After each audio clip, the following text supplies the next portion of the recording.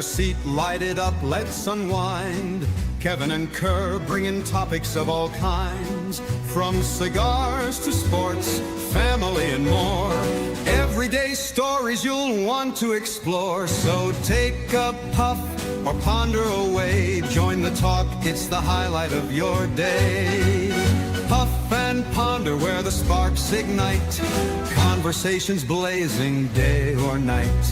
Tune in now, let the stories take flight. It's the Puff and Ponder podcast, where we get it right. From fast cars to last night's game, family laughs or today's big name.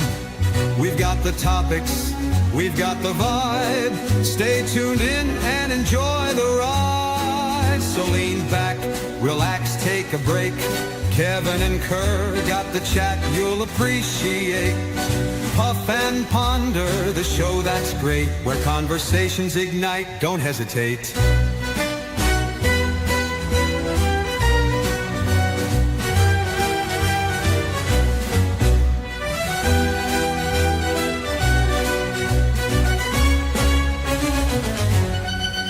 So lean back, relax, take a break. Kevin and Kerr got the chat you'll appreciate. Puff and Ponder, the show that's great, where conversations ignite. Don't hesitate. Oh, hesitate.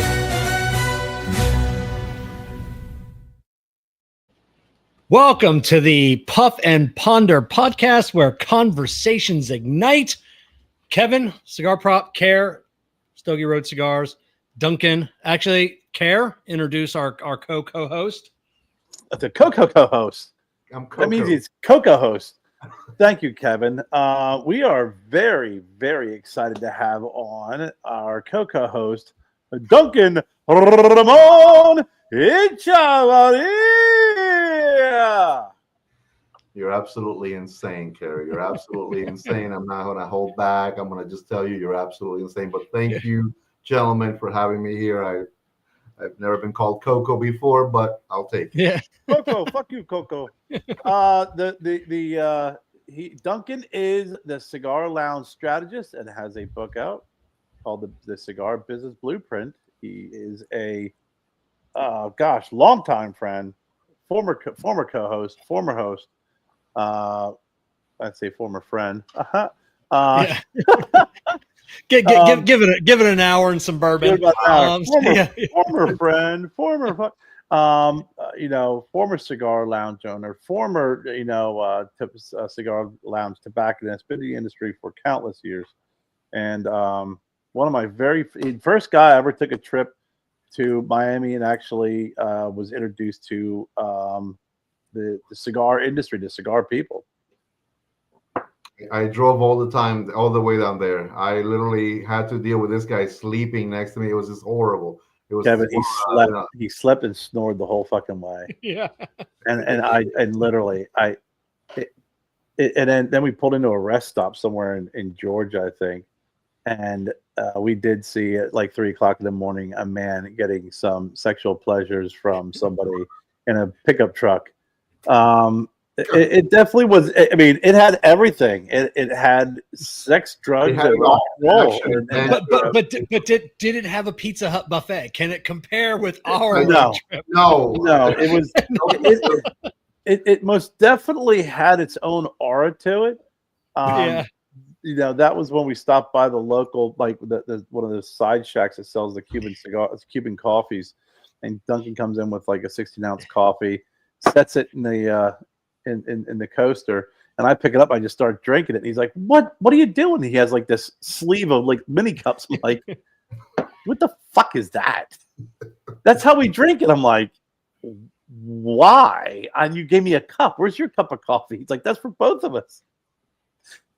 Yes, and I didn't need gas in the car probably for like a couple of hours because I'm not a coffee guy, but when we were down at Calle Ocho down there in Miami, meeting up with some friends years ago, obviously we had to stop at the little Cuban cafe across the street from El Titan de Bronze, and I actually had a little bit of Jessica's. That Cuban coffee was good. Like, I mean, I'm not a hot coffee guy, but it was quite tasty. So I'm not. I don't know what they do to make it. Duncan and his that mom good. make it. But I'm gonna let Duncan talk about the way that you make good Cuban Yeah. coffee, because he and his mother make the freaking best. Listen, you're the one that's like a Starbucks, the Christmas tree, all the ornaments Yeah. on it kind of guy. But Yeah, but dude, you do the real deal. Like I do I shortcut it. I put sugar and the milk, and I actually put it all together and steam it. You like do the whole make paste and freaking all sorts of shit. that's my mom, man. It's like she's got like a little tin cup. I mean, and she'll put one of them like little cafeteras, which is like the little percolator that goes on the stovetop. Packs that sucker in with either La Llave, which is better than Bustelo. If you can find it, it's a green brick. It's called the Key La Llave. I think they have it at Publix or Lowe's Foods. Great coffee. It's literally hard to get up here, but if you get it. And just let that thing go. And I think she puts, no joke, 5 full teaspoons of sugar into that tin cup. And as it starts to come, percolate it, she puts a little bit inside, and she just kind of like begins to like work it and whisk it, and she starts like clank, clank, clank. It's like, good God Almighty! It's like the trolley is coming at you. The way she's going, clank, clank, clank, clank, I said, Mom, relax. But when she gets it to where she wants it, you look inside. It's almost like it's frosting that has covered the sides of the little tin cup, and then she just pours that hot coffee in there, man, and it just creates like a little perfect froth on top, man. And I think it's between the sugar and the caffeine, you are jacked for like 5-6 hours nonstop, dude. And just a little bit, not a lot, but I mean, I'm addicted to the coffee. I like it in any which way. I got a French press. I have the espresso machine. I mean, I saw one time, like, in Kerr's house, he's got 38, coffee makers or whatever. And so I said, you know what? Why not? Started getting my own coffee thing going on too. But yeah, man, coffee, me always. But to your point, you said you're not a hot coffee guy. I started getting into like cold coffees. Those nitro cold brews, all that stuff. They're pretty damn good. Yeah, they're really good, and I love a good cold brew, because a good cold brew has actually got more caffeine in it than any hot coffee does. Just because of the way they steep it. But man, you get a nice nitro cold brew, and it just it's like this buttery texture in your mouth. Oh, it's so good. I do like a little splash of like sweet cream in there just to kind of cut it, and I'll drink like a whole thing of a mug of it. For me, it's funny when I'm like smoking like a nice bit of a spicy, like Nicaragua, something that's got a little bit of a bite to it, a little bit of kick to it. Actually, I like a cold coffee better than a hot coffee, and I do enjoy just regular, Americanos. Just a Mr. Coffee, pot. I'll drink the whole thing by myself. But when I'm smoking or testing, some cigars that are a little bit on the spicier side, a little bit on the heavier side, I really like a nice cold, creamy coffee. Really good stuff. Kevin, do you smoke? Do you prefer cold? I mean, I know you don't drink hot coffee, but whenever you are drinking something, what is your thoughts on cold coffee with pairing with cigar? I know most of the time you're doing rum and coke. Yeah, I do rum and cokes like at night, in the afternoons or mornings. It's usually just a Diet Coke, unless I can go to like Dunkin' and I get like a cold brew. I do their energy cold brew, so it's cold brew with 1 shot of espresso, and then usually I'll have like a couple pumps of mocha and a couple liquid cane sugars and that cold cream that they put on top that drizzles down the side. In my opinion, I said, before I got into coffees years ago, I used to always poo coffees, and because of the hot, then once I started drinking cold brews, I really found why people love pairing coffee with cigars. It just goes hand in hand, and even though I don't drink hot, I'm sure it's the same, but just something about that little bit of that bitterness from coffee, it really is like the perfect pairing with cigars. Across the board, whether it's just straight black or, no offense, minus a lot of that sugary stuff, but I will put some like, sweet cream in it. I'm all in about it. But I see now, I got it. I pulled out my own shades because Yeah. I saw it. I'm like, wait a second, I'm missing something.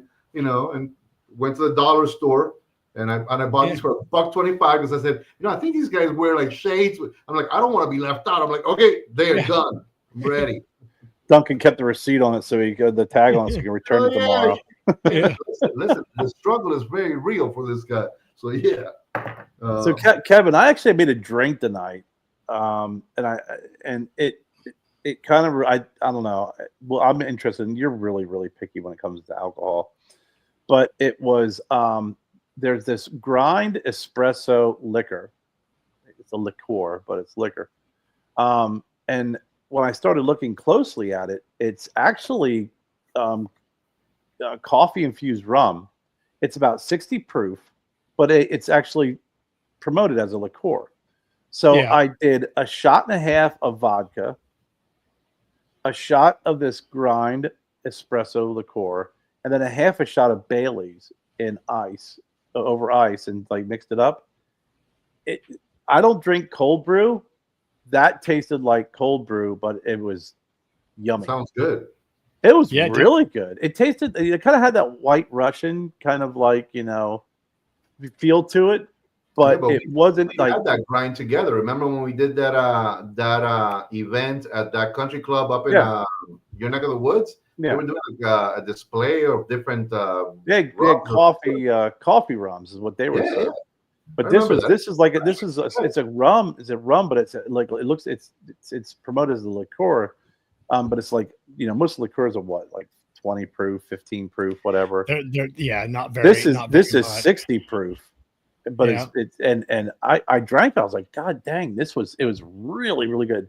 And you being a cold coffee drinker, I think you'd like it. Jen took a sip of it. She didn't like it. She said you could taste the alcohol. And I'm like, yeah, it's alcohol. Our RJ, you're talking about rum or a vodka, but RJ likes the Crystal Light iced tea. Jessica likes the Crystal Light peach iced tea. But years ago, when I was a bar manager, that's when the iced tea flavored vodkas had just came out, and Tika was the first one. I was as a bar manager, there were days I drank a half a bottle of vodka of that iced tea, doing like Arnold Palmer's. Like they were going down like it was just all day because it was a poolside bar. It was hot, those were refreshing. And, when it got to like, I'd suck down a half a bottle and it's just like, I got to stop this shit. Like it just, you build up a tolerance real fucking quick being, managing a bar of your alcohol level. Just like when I hurt my knee and I was smoking a dozen cigars a day, like it was nothing. You do anything, eat or drink, and your levels get up there. But that vodka, that was really good. And but that drink does sound good, Kerr. It's really good. And it's gonna sound very girly, but my thing was Sex on the Beach and like Tequila Sunrise. When I was like a younger club guy, I don't know. I always thought they were like easy to drink, but 6, 7 of those, they did hit you eventually. Six, 7, 8 of anything. They'll get you. Even if you're just drinks are most liquor.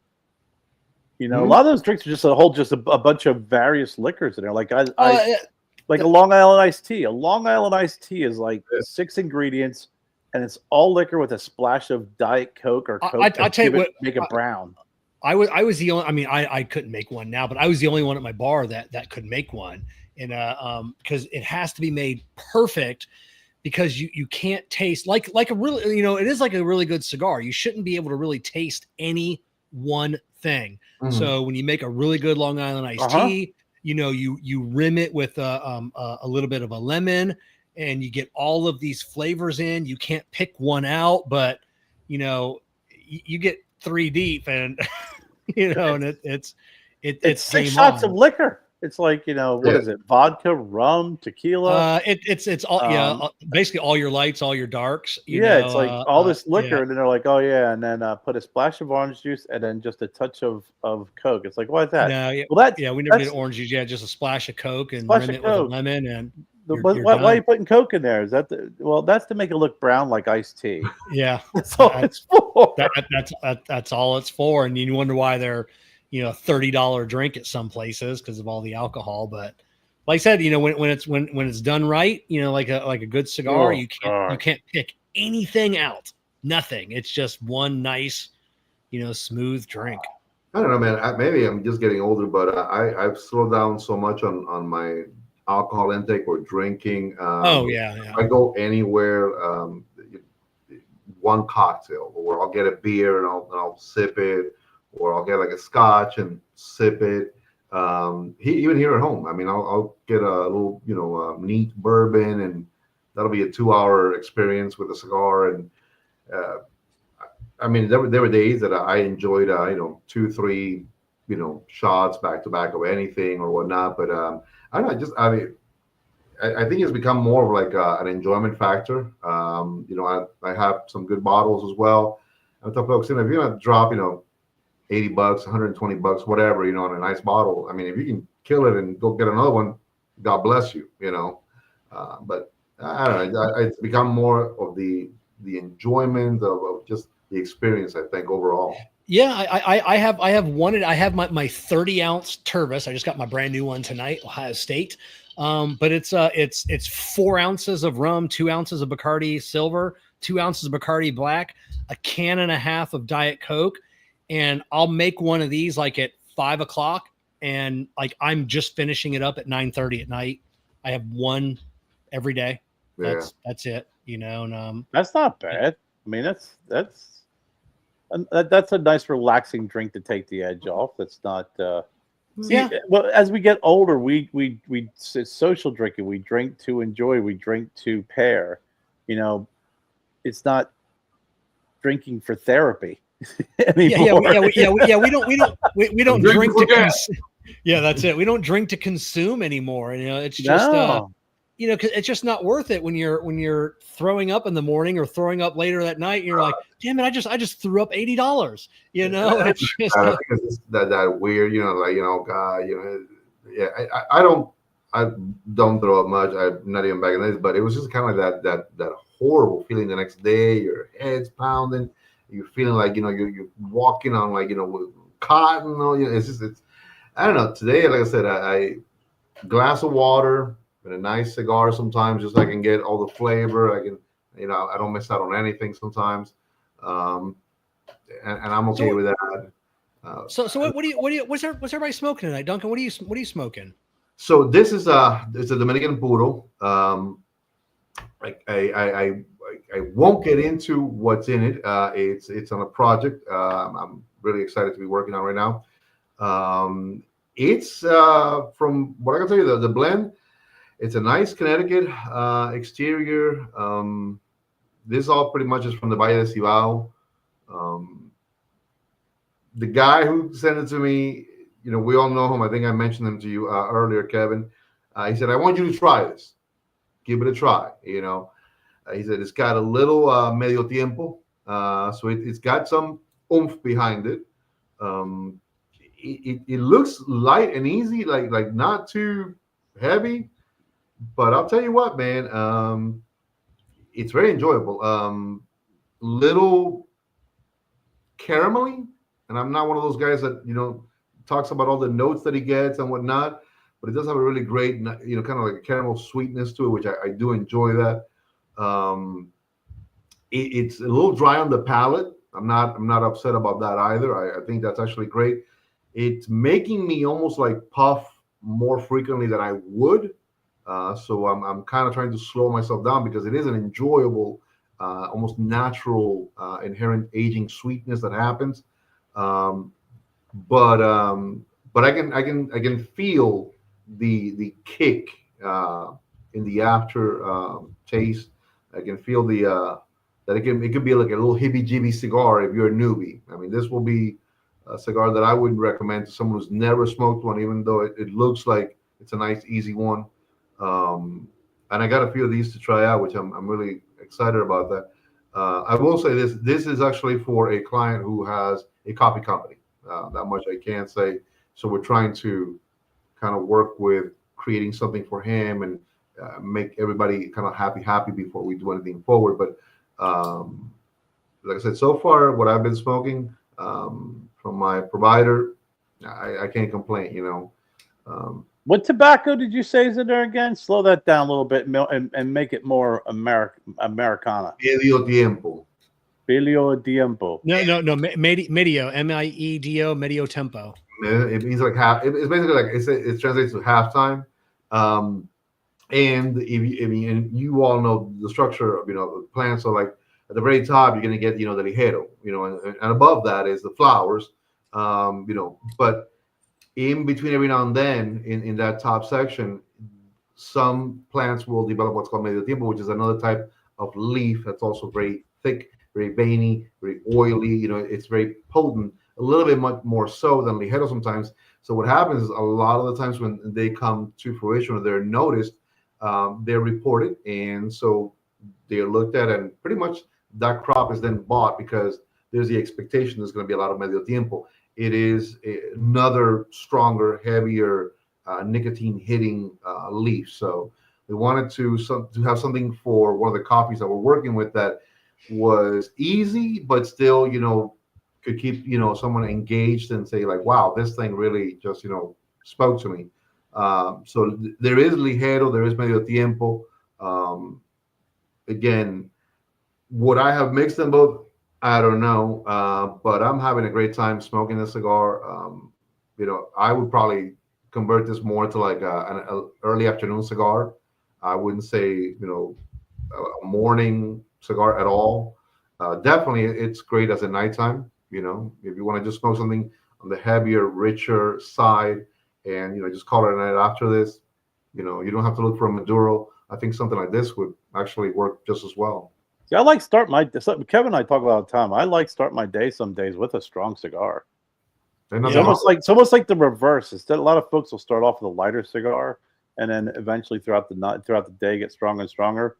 Coming out of the gate strong sometimes is really good, and then kind of gliding down and ending the night off with more of a medium to mild cigar. Yeah, I just heard a Cigar Coop. He was I think it was on KMA that he was talking about that either that or in a post somewhere. But he likes the same thing.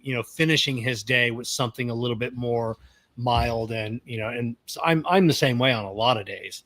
There's no wrong way. Yeah, there's no there's no wrong way. The only thing I do find though sometimes is people think there's a wrong way because of traditions or what people say. People are like, oh hey, you'll tell a new cigar smoker, yeah, you gotta smoke Connecticut in the morning, and then you can't, and then they go like their whole lives, sometimes, or years, thinking the same thing, and it's like, yeah, I have to start, then you ask them like some of these questions, same thing with like when someone's like, I don't like Gurkha. Why? Well, everybody just says they're bad. Everybody just says they're bad, or it's like whatever. I can't smoke a Camacho triple Maduro because it's too short. Because it's too short. Yeah, and that's it. So I mean, since Davidoff bought them, like freaking, it was like 2010. I mean, they readdressed the entire European market demographic that they were looking to, bring that into. And they liked the fact of the matter that it was a full-bodied, rich, enticing cigar, but it was very, very strong. They just needed to go ahead and tone that down. So whether they say they didn't change the blend, they did change the blend. They attuned it a little bit for the mass market that they wanted to incorporate that into. So they had to change the blend because they didn't have the tobacco anymore. Right. The Roas only had like if I'm not misspeaking, it was a couple of years, to where they were still providing, that tobacco from what I remember, and then they like phased it, completely out. Then Davidoff, went and obviously blended as similar as they could, but had to find new tobacco. Yeah, you found some old school Camachos like the Corojos or something of those lines. I mean, and when those were like way back in the days, like the old like wooden boxes, not even the shiny ones or nothing. These were like, and that stuff was brilliant. It was awesome. Camacho was my first event I ever went to. It was Duncan's event. I went to support it. That was my first box of cigars I ever bought. Was it of Camacho? Yeah. Yeah, I mean, leading up to it for years, when I was younger, I always would buy just a couple cigars here and there. I never bought a box, and the first box I bought was a box of Camacho Corojo. Yeah, my first box of premium cigars. Now, I had been buying cigars from Thompson, thinking that I was getting premium cigars. I was not, but was the Camacho Criollo. The yellow. Really? That Yeah, was I got the red. But that was after, after the switch over and everything else, and I never got into the yellows. Are still, I still got a ton. But Kerr, before we get trail off, what are you smoking? Yeah, it's fine because I was getting ready to share another story, but I will get into it. I'm actually smoking the Big Tony Deconstructed. So right now I'm smoking the San Andres, not as exciting as Mio Tempo, and then I have the Habano to follow up. Nice. Right on. I grabbed a couple because when I got home, and then my vision just came back about 10 minutes ago. I had my eyes dilated from the doctor, so I grabbed just a couple of cigars, and they end up being a couple of Undercrown Maduros. So I grabbed two of the same ones. Kevin, I gotta say, when we were down in New Orleans, and Camacho is one of those brands where everyone always talks about the old brand, and I smoked it, and I was the same way. I was like, the new stuff, I don't know. I really fell in love with that broadleaf that we smoked. Yeah. Sweet Fancy Moses. That cigar was fantastic. They had the Nicaraguan there. I was like, I smoked that, and I was like, that cigar doesn't have half the flavor as that freaking broadleaf. Man, that thing was fucking when you hear the guys now say, you know what, the new Camachos can't hold their own against the old Camachos. Go to hell. You don't remember. You can't. You remember that was a great cigar. Yeah. Like you can remember that. But you can't remember that flavor. You can't smoke. You could smoke Padron every day, and I doubt you could tell. From 10 years ago, the change in the cigars. So some of those guys, Duncan, you've seen it. You ran a lounge. If God forbid somebody changes a box or a band, first thing people say, it's not the same. I'm not going to smoke it anymore. It's like, all they did was change the band. It's not the same. And it's funny because you're absolutely 100% on point to that.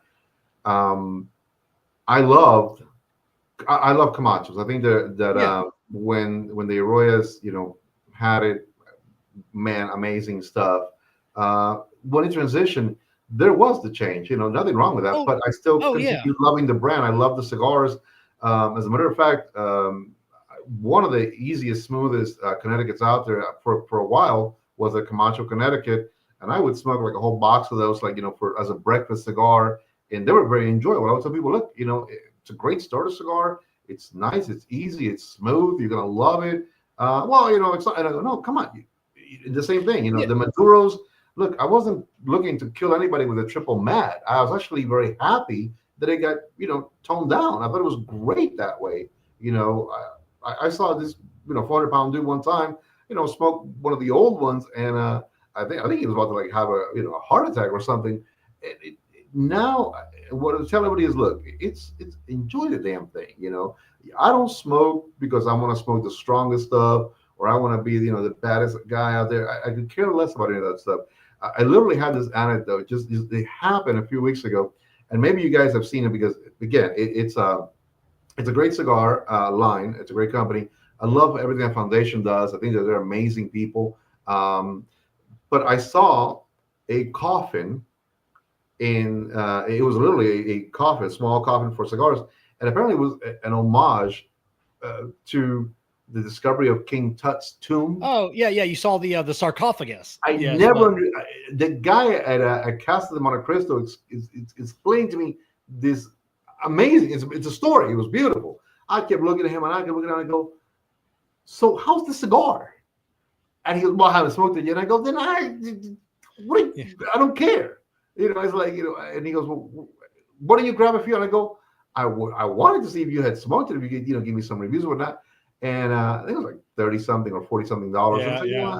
I don't know, But it's something that just blows my mind sometimes. Yeah, it's a great cigar. Nick's got a great story behind it. With he has ties to Lord Carnarvon, the whole family. So it's not like he just created a cigar out of the blue. His ties and stories go back to the family that founded the original expedition.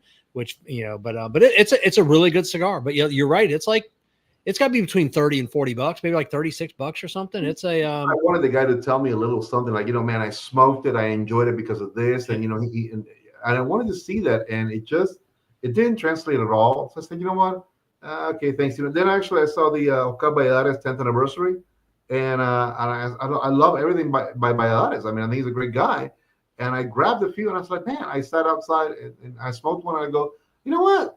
I like this. This is great. He goes, oh, I smoked it and I enjoyed it. And then he gives me this whole story of his experience smoking it. And I said, well, yeah, we clicked. I grabbed a bunch and I left a happier man for that. Nothing, again, to discredit, the story about the other one, but there was something about the way he was excited about the Oscar Valladares, and he was just like, oh, man, he sold me on it that way. And I said, I got to smoke it now. It's funny. It's funny, Karen. You were talking about, how they change. Folks can, they change cigar bands and boxes, and it's different now. The one cigar, and it's Jessica's, one of Jessica's favorite cigars that she always talks about, and it's the Perla Del Mar, and it's a great cigar. But I am still upset that they changed the cigar band. Oh, you and a lot of other people, buddy. It literally went from this beautiful, freaking ornate, this awesome cigar band to a freaking circle with initials in it. It really took a cigar that was affordable, but looked and tasted more expensive than what you're paying for it, which is what we all, as a cigar smoker, everyone loves being able to smoke a cigar and paying less than the experience, right? $8 cigar smokes like a $15 cigar, $6 cigar, whatever. This cigar now looks like a $7 cigar, a $6 cigar. So that's where you get that illusion, where it's like now you're like, okay, well now I'm paying this lower price, and I was really disappointed in that, just because I love that whole historical traditional, cigar band, and they just took something so beautiful and just really reduced it and made it look like it was a less than cigar. I like the new band. I think I like it better than the old band. But why? I was going to preface with why I like it. I didn't know of the old band. So when Jessica and I started smoking the PDM, the Perla Del Mar, like we were smoking them, and then we weren't really aware that there was a change in the band. So I had already, like, that was, the new band was my introduction to that cigar. So when I saw the old band, I'm like, yeah, it is really nice, but it's like, I don't know. I kind of like the new band. So if I would have known the old band, I probably would have liked it. Like, I like new Camacho. I think the old Camacho bands sucked because with that being said, they were more Cuban-esque. They were very refined. They were very classic, very traditional, and very traditional. And I don't like that. I like newer, a little more flash. Yeah, exactly. So that's what I like. So I liked the newer stuff. But like I said, maybe if I had, if I was familiar with the old band, the Perla Del Mar, I would probably have a different. And the Camacho boxes were very plain, very basic, very just very neutral. Then now, obviously, with the new Camacho, it's definitely more colorful and poppy. But that was the one. If I could think of any real major change that's been made, and it's a great cigar. Jessica's absolutely right. I've smoked more of it because of her recommendations and her talking about it and bringing it kind of like to my attention whenever I'm in there. But do you realize, like, for the longest time, I would pass it by because I wasn't familiar with that band, that new band. Yeah. Now I know Duncan. Oh yeah, you're talking about like the bands, like the popping. I'm sure as a lounge owner, which I've heard, from many people, when Camacho switched over, a lot of people did like it because Oh, people were like, oh, hey, I like the amazing. orange. I like the red. I like the blue. I like the yellow. They may not have known which one was the Nicaraguan, the Criollo, the whatever. It It's just great the strategy. color. I mean, it's pure marketing strategy, which is it was amazing. I mean, it gave someone just that visual impact. You walk into a humidor, all of a sudden you see this really nice area with all these like beautiful boxes that are like almost nice lacquer, and then they have the big C on top, raised. Yeah. So yeah, I think there's nothing wrong with that. The Camacho boxes, I love them. I've always liked them. From the older ones to the new ones, I think it was a great transition to show that there is growth in the industry. They're getting better. They're moving with the times as well. And there's nothing wrong with any of that at all whatsoever. Like for example, a lot of the Padron stuff has looked just like that forever and ever and ever. With the exception of some of the the super premium stuff that they've created, which they're beautiful. A lot of the stuff for the Fuentes as well, has been same concept, same artwork, which there's nothing wrong with that. I love those. I'm drawn to a humidor when I walk in. It's easy for me to see what I recognize, but there's also oh wow, what else have you got? Something like new. Like I've never seen that. Immediately when I walked into the inner humidor part, I guess where they keep the expensive stuff in Casa is where they had the highlight for that coffin. And it was right there. It was beautiful. It just drew my attention. That wow, that's gorgeous. It was next to the big humidor box for the $100 Padrones, and it was next to an Opus X box. And so again, marketing, great. You're drawing me in with this beautiful, gorgeous stuff, and there's nothing wrong with it. I think that one of the things that this industry gives to everybody is, like you have your style of what you like and what you look for. Kerry has his, I have mine. I've always told a lot of folks, and this is not a negative, but I mean, I'm a purist. I like tobacco. I enjoy a good cigar. I have never really got into like describing, all this stuff that comes, the peppers and the junipers and the this and the that. Classic flavor profiles, I will always identify them. I will always talk about them. The same way, like with artwork, I think the fanciest stuff that I gravitate to every now and then is some of that Opus X stuff, which I love it. I think it's gorgeous. I think that at the show they had some amazing collaborations with DuPont and with a couple of the other people as well. Really nice stuff. Your guy Jeff Borisowicz, I saw he was auctioning off like some ginormously beautiful like gold and jewel encrusted. I don't even know what it was, but it was like holy Moses. So it's great. I think it's the beauty about this industry. There's definitely something for everybody. I mean, across the board. Yeah. What's your favorite? What's your most favorite thing to do when smoking a cigar? And I don't want to try and narrow it down because I realize I got two guys here who, when I ask an open question like that, 20 minutes later, I'm still going to be discussing smoking a cigar, not what you like doing. But if you're thinking about like relaxing with a cup of coffee, watching a movie, sitting outside, what do you find the most enjoyment when smoking a cigar? And not necessarily pairing it with coffee or anything. Mm-hmm. What activity? What do you like doing? What's the best thing that you do when you're smoking a cigar? I'll ask Kevin first. You put me in a car on a 4-hour road trip, give me a good podcast, a couple good cigars, and just let my mind wander. Obviously concentrating on the road, but just listening to a podcast, enjoying a cigar. I can't be on my phone because I'm driving, because if I'm here at the lounge, if I'm in my office, I'm always working. So when you're in my opinion, when you're on the road, it's just you, the open road, your cigar, and be it music or that's it. You can't let social media distract you. That's my dream cigar moments. That's great. So that was about a minute. Duncan, you got to match that time frame. Well, I'm Cuban. We talk too much. You I'll get 2 answer minutes in. I'll answer it, but I'll tell you what I actually don't like to do because I overkill them.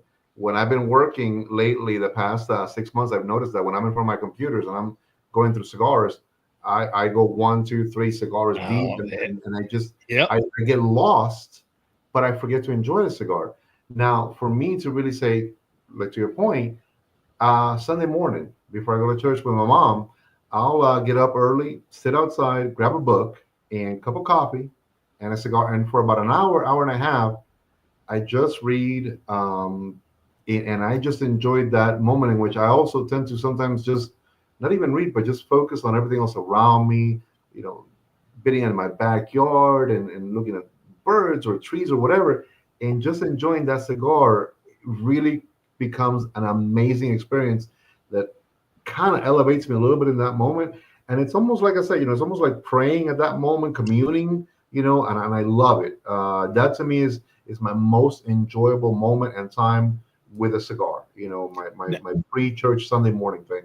I tell you, Duncan, I'm the same way in front of my computer.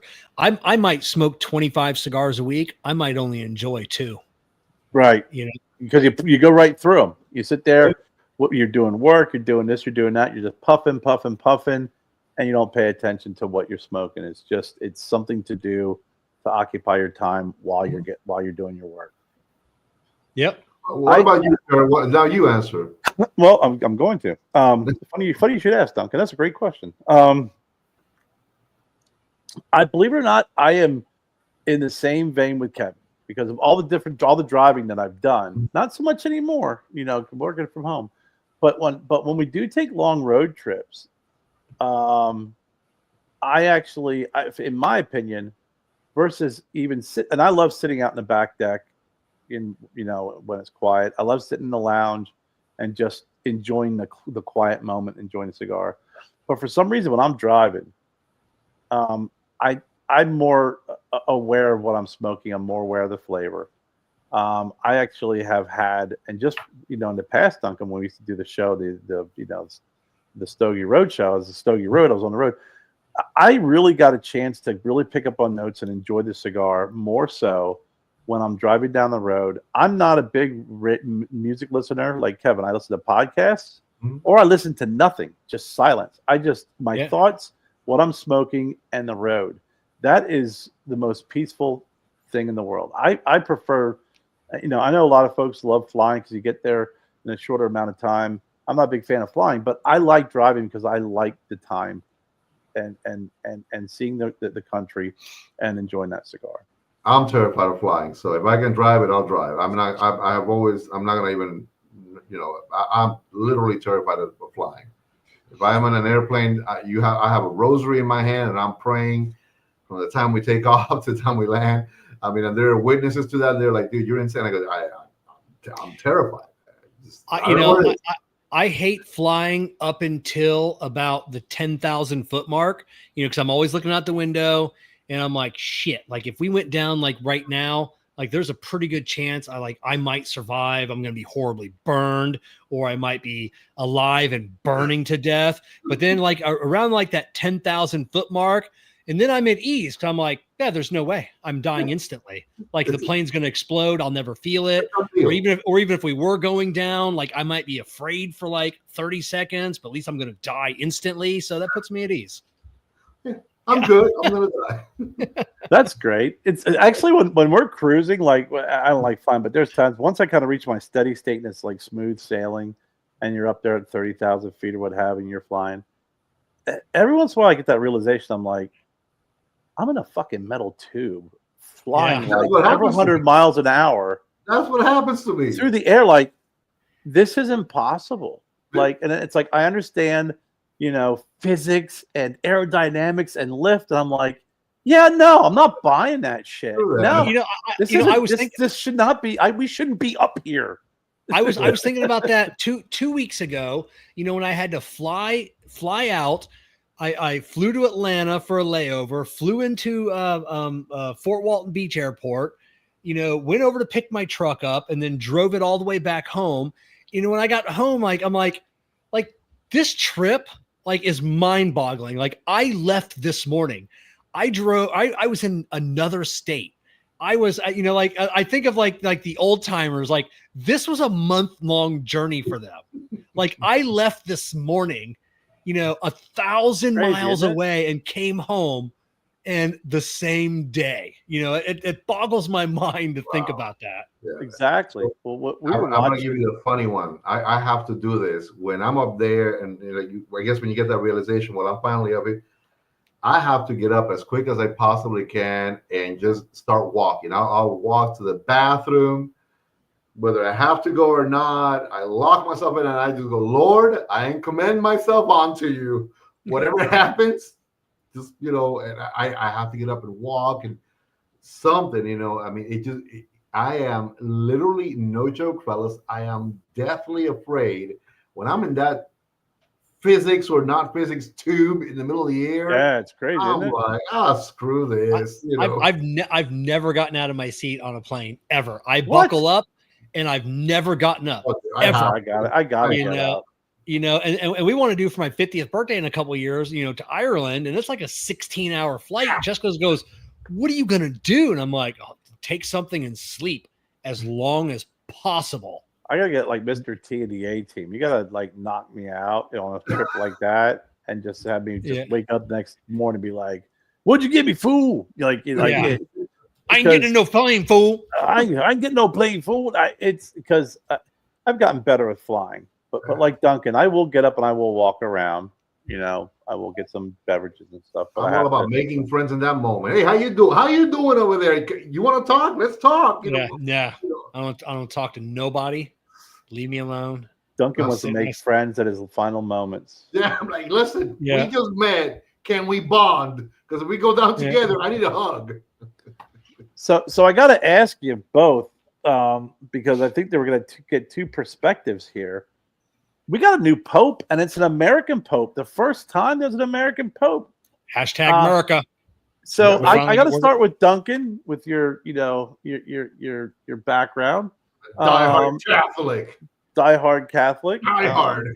It's funny is my dad passed away the same day that the Pope passed away, because I know my dad, he's varsity Catholic, and was very devout. That Pope was still kind of like, you talk to him, it was like, it's the Pope, so he wasn't disrespectful, but there's some things.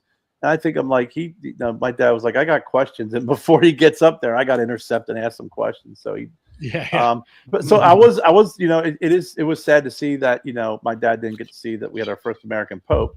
So from Chicago. So Duncan, do you have any thoughts on this? I mean, is there any insight on having the very first American Pope in Vatican City? Honest, I kind of like it. I think it's going to be, I think it's great. From what I hear, this guy speaks even better Spanish than I do. He had been in Peru for decades, whatever.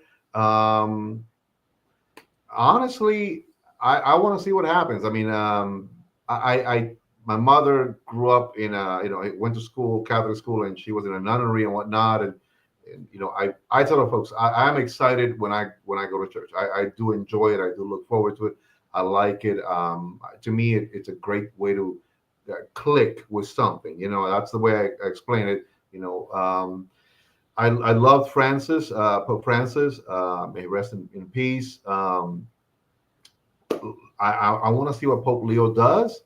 I'm not a fan of religion mixing with politics, so if he starts from the get-go kind of going full tilt, maybe attacking political leaders or whatnot. I'm not mentioning, this country's political leaders, but show us what you can do for the flock first. What are your thoughts? Where are we going as Catholics?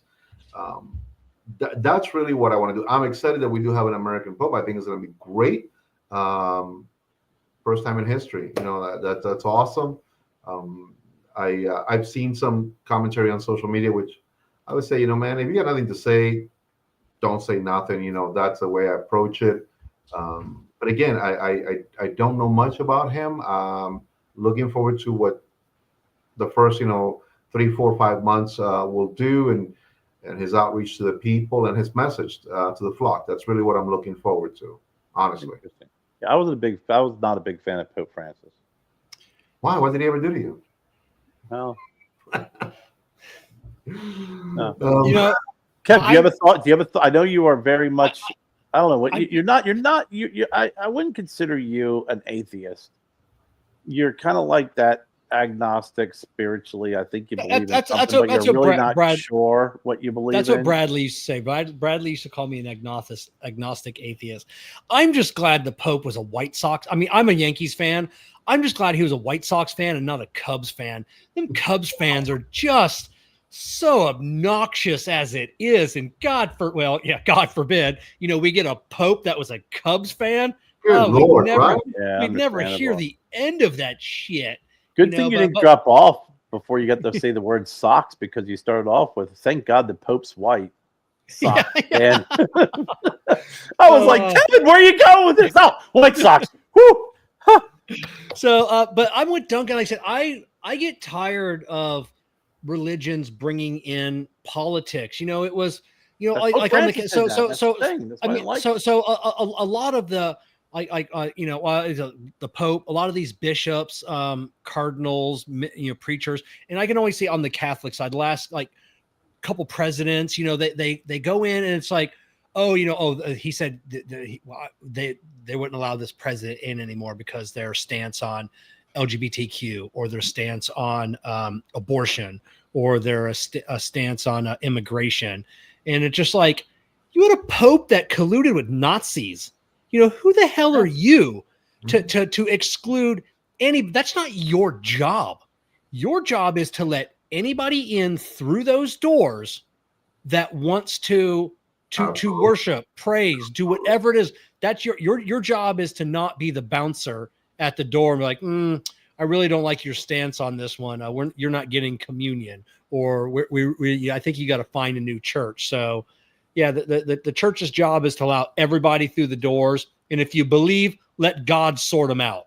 Whatever that is, let everybody in, treat everybody the same. Let God sort them out. It's the basis of religion, right? But you end up getting involved is there's a difference between faith and belief and religion. Religion follows a set of rules, in my opinion. There's a lot of man-made rules. So that's what you end up having. That's what you end up having is it's not Christianity. It's like, okay, you believe Jesus Christ is Lord and Savior. Here's the New Testament, pretty straightforward, et cetera, et cetera. And then other religions, everybody brings in their rules.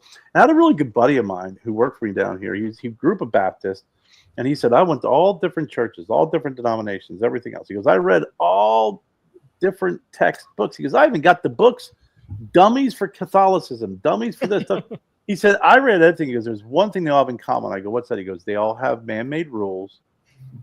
and everyone thinks that is the way that you have to live your life, and they completely negate what the teachings of that faith-based religion is, because it's supposed to be faith-based. And it is pretty interesting, like you said, when you get into that, people they start justifying everything.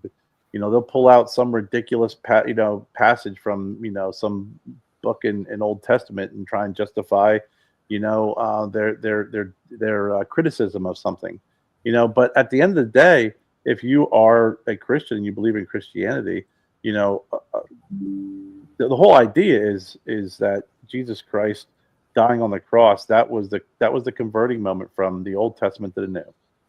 And people can't wrap their head around that. They always like to wave wave Leviticus. They wave Leviticus at us, and it's. I was watching my favorite biblical scholar, and I watch a lot of biblical scholars on YouTube and Instagram, TikTok, and I was watching one. Dan McClellan's my favorite biblical scholar, talking about Leviticus, no tattoos, and he speaks Aramaic. He's one of the world's leading. He goes, basically, let me tell you what that means. So it's like, no, it's not that you can't tattoo. You can't tattoo a graven image that you're going to worship on your body, like the golden calf, like the thing like that. But yeah, you can have tattoos. There's nothing wrong with that, but it's like, but I mean, whatever, you take, like Kerr said, a passage in a Bible, and however you interpret it, that's what you're going to be on the street corner thumping that Bible and it says right here. Listen, man, at the end of the day, it's a simple line that man Kerry told me, and he said, it's the measure of a man is the character of his heart, and there's a lot in there.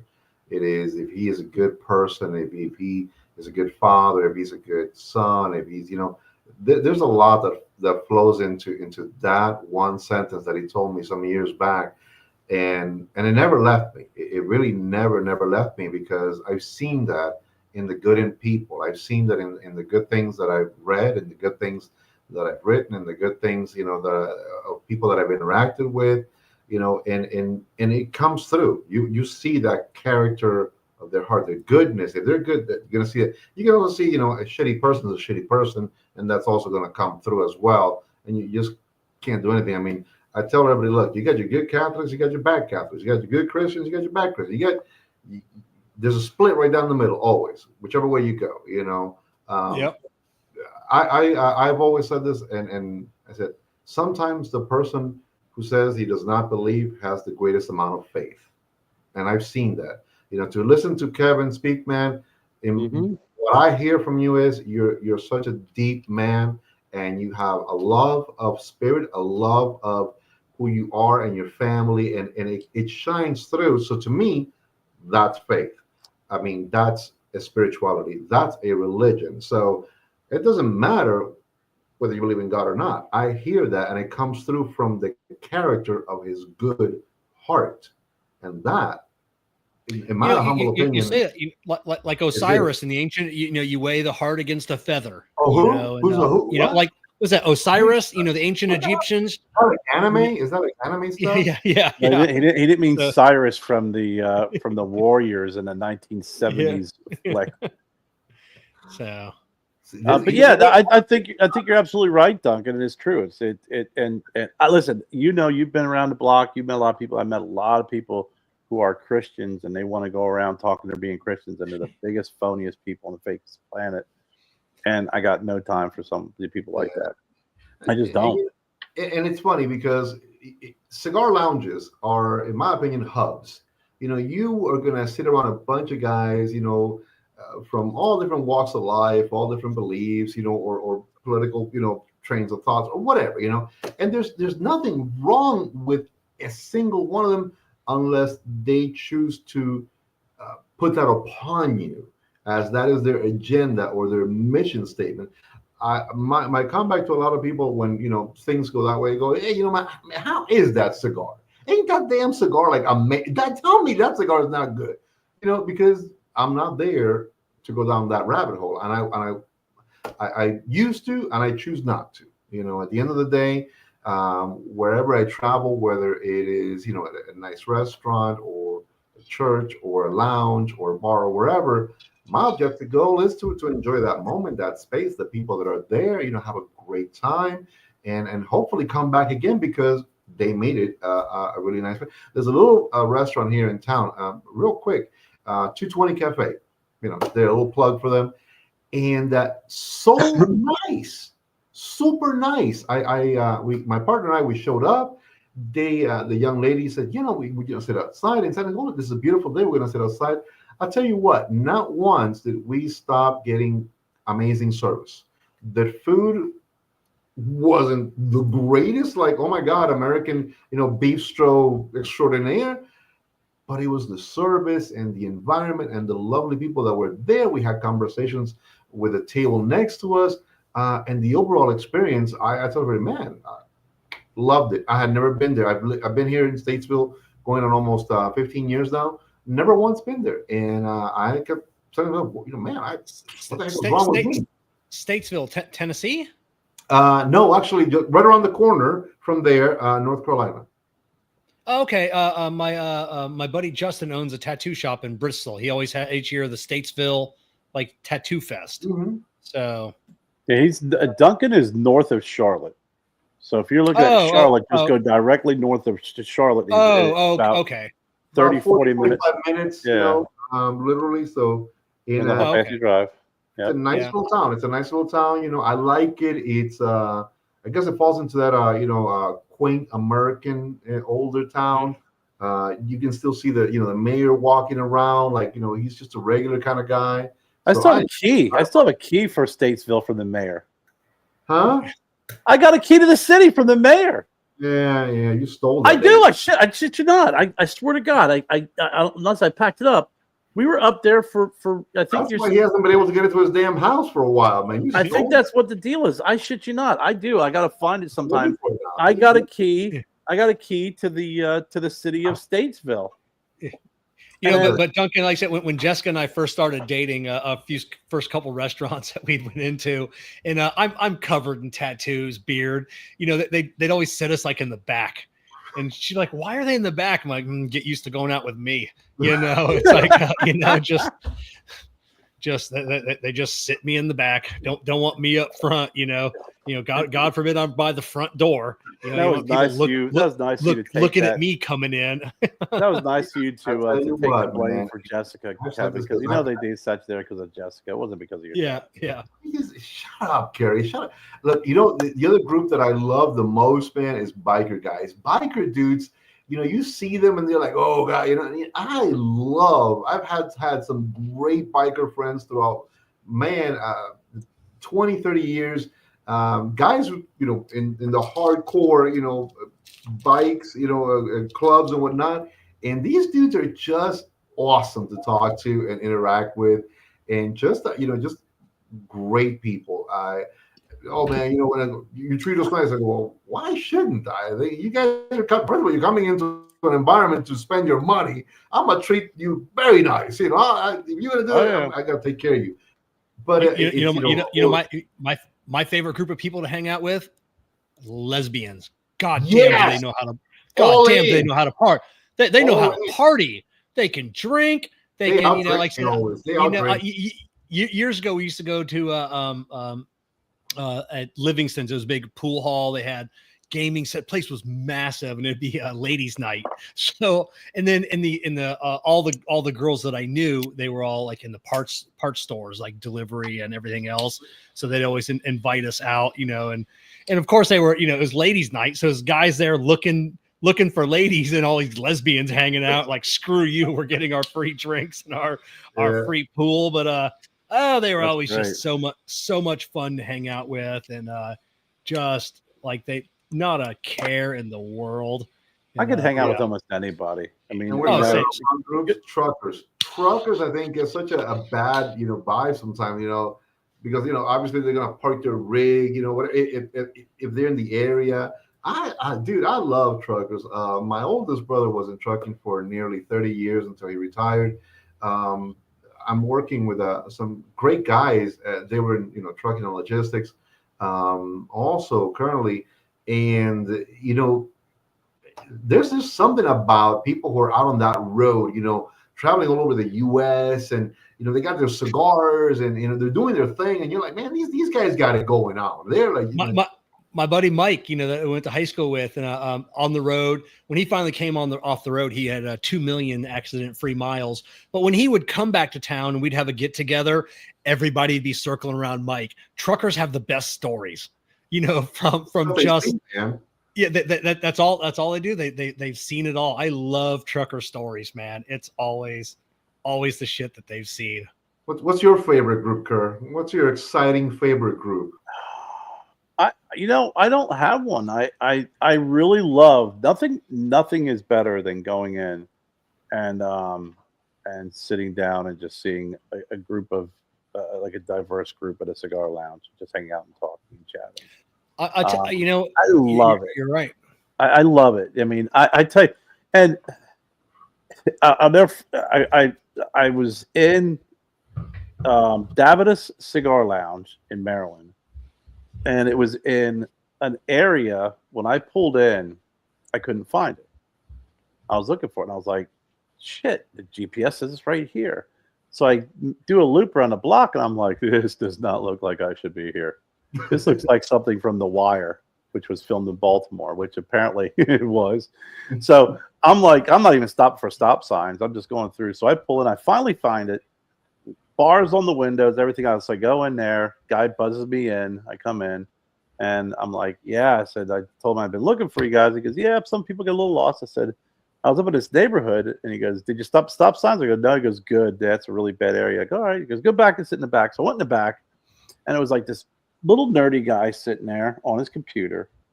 You know, these two black guys sitting there just shooting the shit. And this big freaking guy in like a Chef Jack shirt.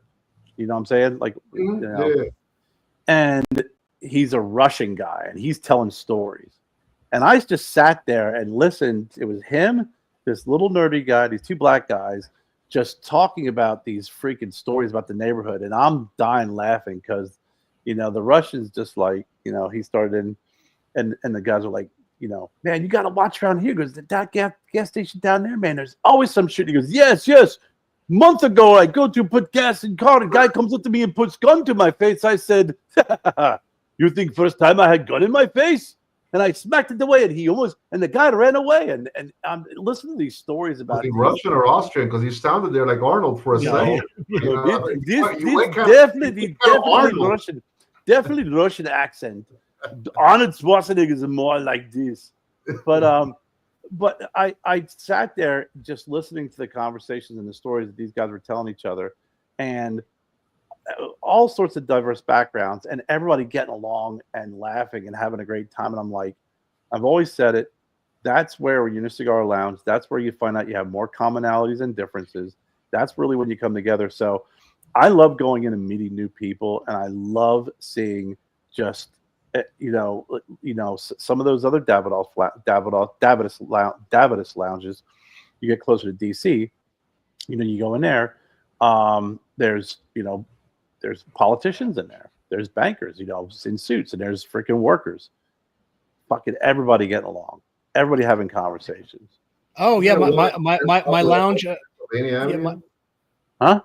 Isn't there like a Davidoff off of Pennsylvania or something like that? It's like a big. I don't know if it's off of Pennsylvania. That's there's Draper. Draper's. That's what I'm talking about. That Draper's is up right across from the White House. But yeah, Davidoff has shit, man. That's where everybody's there, like wheeling and dealing. Oh yeah. That's where I met Omar for the first time. Was his event? Big Omar, yeah, there. But Davidoff has locations all over, and it's like you're sitting there like, hey, do you see that building over there that has the communications, logo on the outside for, and I'm like, yeah, that's CIA. Yeah. That's not a communications building. That's CIA. Oh yeah. At our local lounge, at one time when it was really, when a lot of us used to go there every day, we had a preacher, we had a sea captain, the CEO of the local hospital, mechanic, a lawn care guy, 2 cops, 2 doctors, a financial advisor, and like the story, we'd be there for 4 or 5 hours telling stories. And like you said, there's no hierarchy because everybody sitting inside there needed something from one of us, that the doctor, or both doctors couldn't work on their cars. The CEO of the hospital needed financial planning. Everybody needed something. So there was no, we didn't look down on Lawn Care Dave because he had a lawn care business, because he serviced half the people's lawns, because that guy couldn't do it or didn't want to do it. So he was just as important as the CEO of the hospital, and it was it was a great learning experience for me coming into the cigar industry, because when I got into smoking cigars, I didn't know that there could be camaraderie like that, or that was even available. And remember the first time going in and being so afraid of going into a cigar lounge, and there were people there. And how long have you been smoking cigars? Because and I'm going to say it like this, because everybody who knows you or knows of you, you give the vibe, your background, everything, you give the vibe that you have been doing this for eons. Like I don't know if I ever asked you, how long have you been smoking cigars? I would say I've been smoking cigars for probably 20 years now, but I've been a cigar smoker for maybe about 12 to 14 years, like a nerd, like we said earlier, like I would buy a box from Thompson, not knowing anything. And then once you start learning and diving into that, then you start learning about tobaccos and you start buying better cigars. And, so yeah, it's maybe around 12 years, I would say I've been a professional cigar smoker, like knowing what I'm doing. And, but yeah, it's been a hot minute. I need to learn how to do that because I still don't know what I'm doing half the time. I tell everybody, "Oh, well, you this, you that." I go, "Man, I don't know what I'm doing." Fake it till you make it. Now, here's the other one. I got a follow up for you. Okay, so do you get the question? Because I get this quite a lot. I said, "Hey, man, how can I do it? How, I want to get into the business." That to me is I don't want to say I hate that question, but it's just one of these questions that is so loaded. I don't know if people are expecting an easy answer, or people are expecting all you need is X, and just go ahead and do it. To me, is not an all you need is X answer. Like, do you get people reaching out to say, "Hey, Kevin, I need your expertise, I need your guidance"? Does that happen to you? All the time. Jessica and I and Jessica gets it as well. Not so much as maybe going back like as little as 2 years ago, it was at least once or twice a week.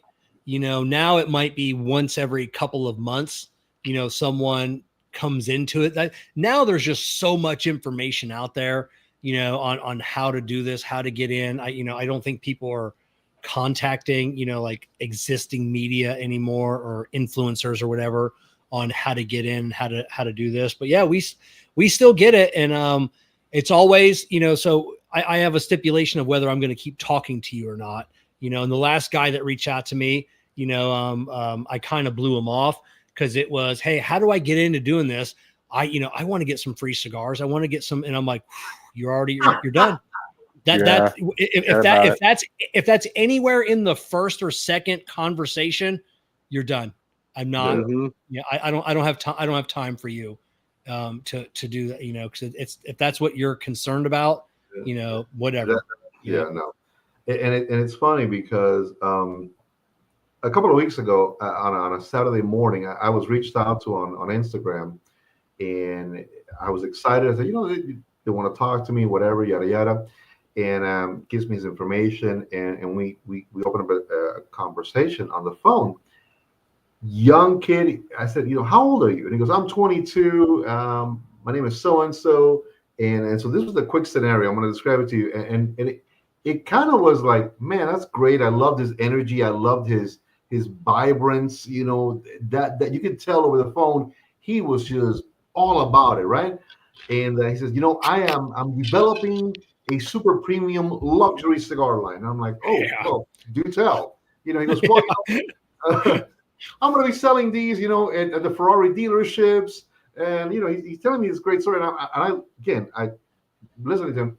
And I said, "Well, tell me a little bit about the cigar. Tell me about it." He goes, "Well, it's Nicaraguan. It's all Nicaraguan. I got a guy. He's going to take care of me." It's a pristine farm in Esteli. And I go, "Well, that's sure. Okay. Well, yeah, pristine."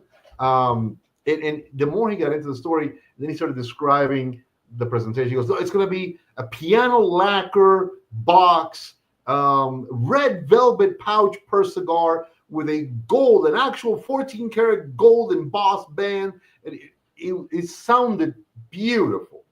And at the end, he said, "And my guy brings me the good stuff." And I said, "Well, I'll tell you what, man. Tell me a little bit about this cigar. Where are you getting it? Where are you sourcing it from?" And I'll tell you where he's located after this. You're going to trip ball sacks on it. He goes, "Well, my guy is Nicaraguan." And I'm like, great. That's fantastic. Where is he warehousing? What's happening? Talk to me about him. And he goes, "Well, he sells at a flea market." I said, "I'm sorry. Did I hear you correctly that he sells the cigars that you want to work with out of a flea market?" He goes, "Yeah. He's a unicorn." I'm like, "I'm sure he is." And he's in Tampa.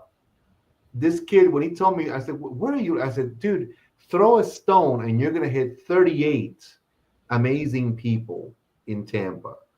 I go, you are literally in one of the hubs, global hubs of this industry. And I told him, look, I'm going to give you an easy one. Hang up with me right now. Hang up. Go run down the street and scream, I want to have a cigar brand. And I'm sure 3 or 4 people are going to go, come on in here. And I said, yeah. I said, you're in a beautiful area. You're in a fantastic area. I go, walk into the cathedral. Go see what Angela Yui has created. Walk into J.C. Newman's factory, El Reloj. See the oldest environment, literally, that creates cigars. I mean, walk down the streets of Ybor City Town. Walk down there and see. Go meet up with Odel Mamato, La Faraona. She'll even show you how to roll. They go, you are in an environment that you don't need me for jack diddly squat. You really don't. There's nothing I will ever do for you or with you except maybe give you that piece of advice. Where's the flea market? It's some flea market. I was wondering where the flea market was. Might have been in a really good location. Yeah. Maybe. I mean, he's getting a $2 cigar because he did tell me he's getting a $2 cigar, wants to reinvent it and sell it for $100. That's a good markup. That's a good markup if he can pull it off.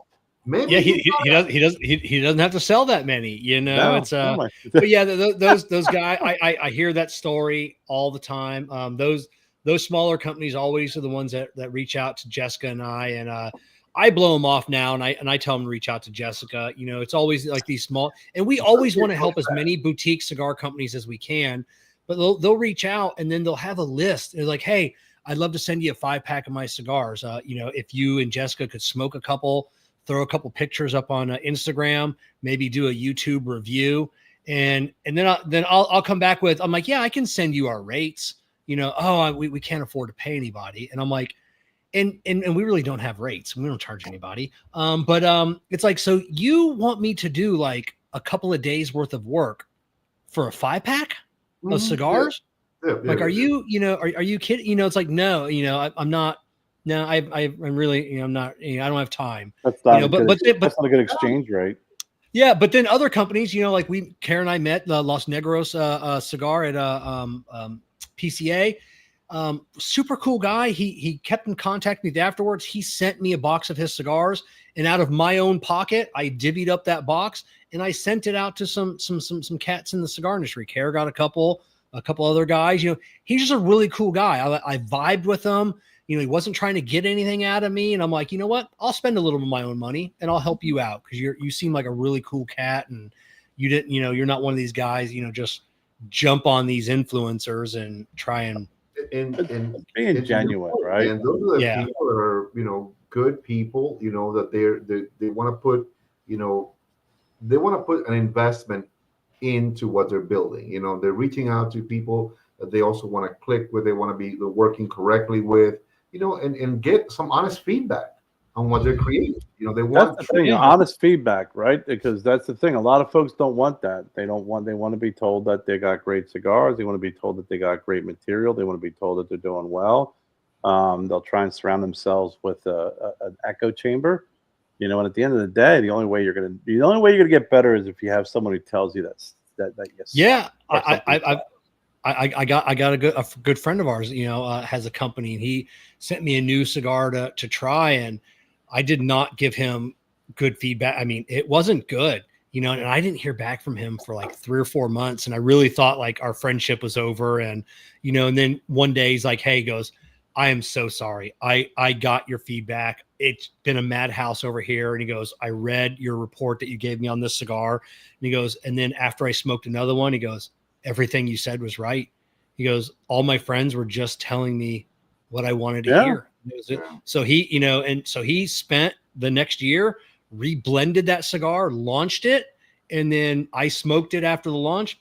Fantastic cigar. But yeah, like Kerr said, just you surround yourself with yes men and you're never going to succeed. No. The other thing you just said is key. I mean, literally, I've heard, and again, I've experienced this. People say, hey, I got this blend done for me. Well, one of my first questions is, well, what's been the process? How long? what's been, the time frame that you have invested in creating that blend, and if not you, then the team that you are working with. And as well, went down to Miami and came back in a couple of weeks and we had it. And I go, no, that doesn't happen. To me, I'm sorry, a week, 2 weeks.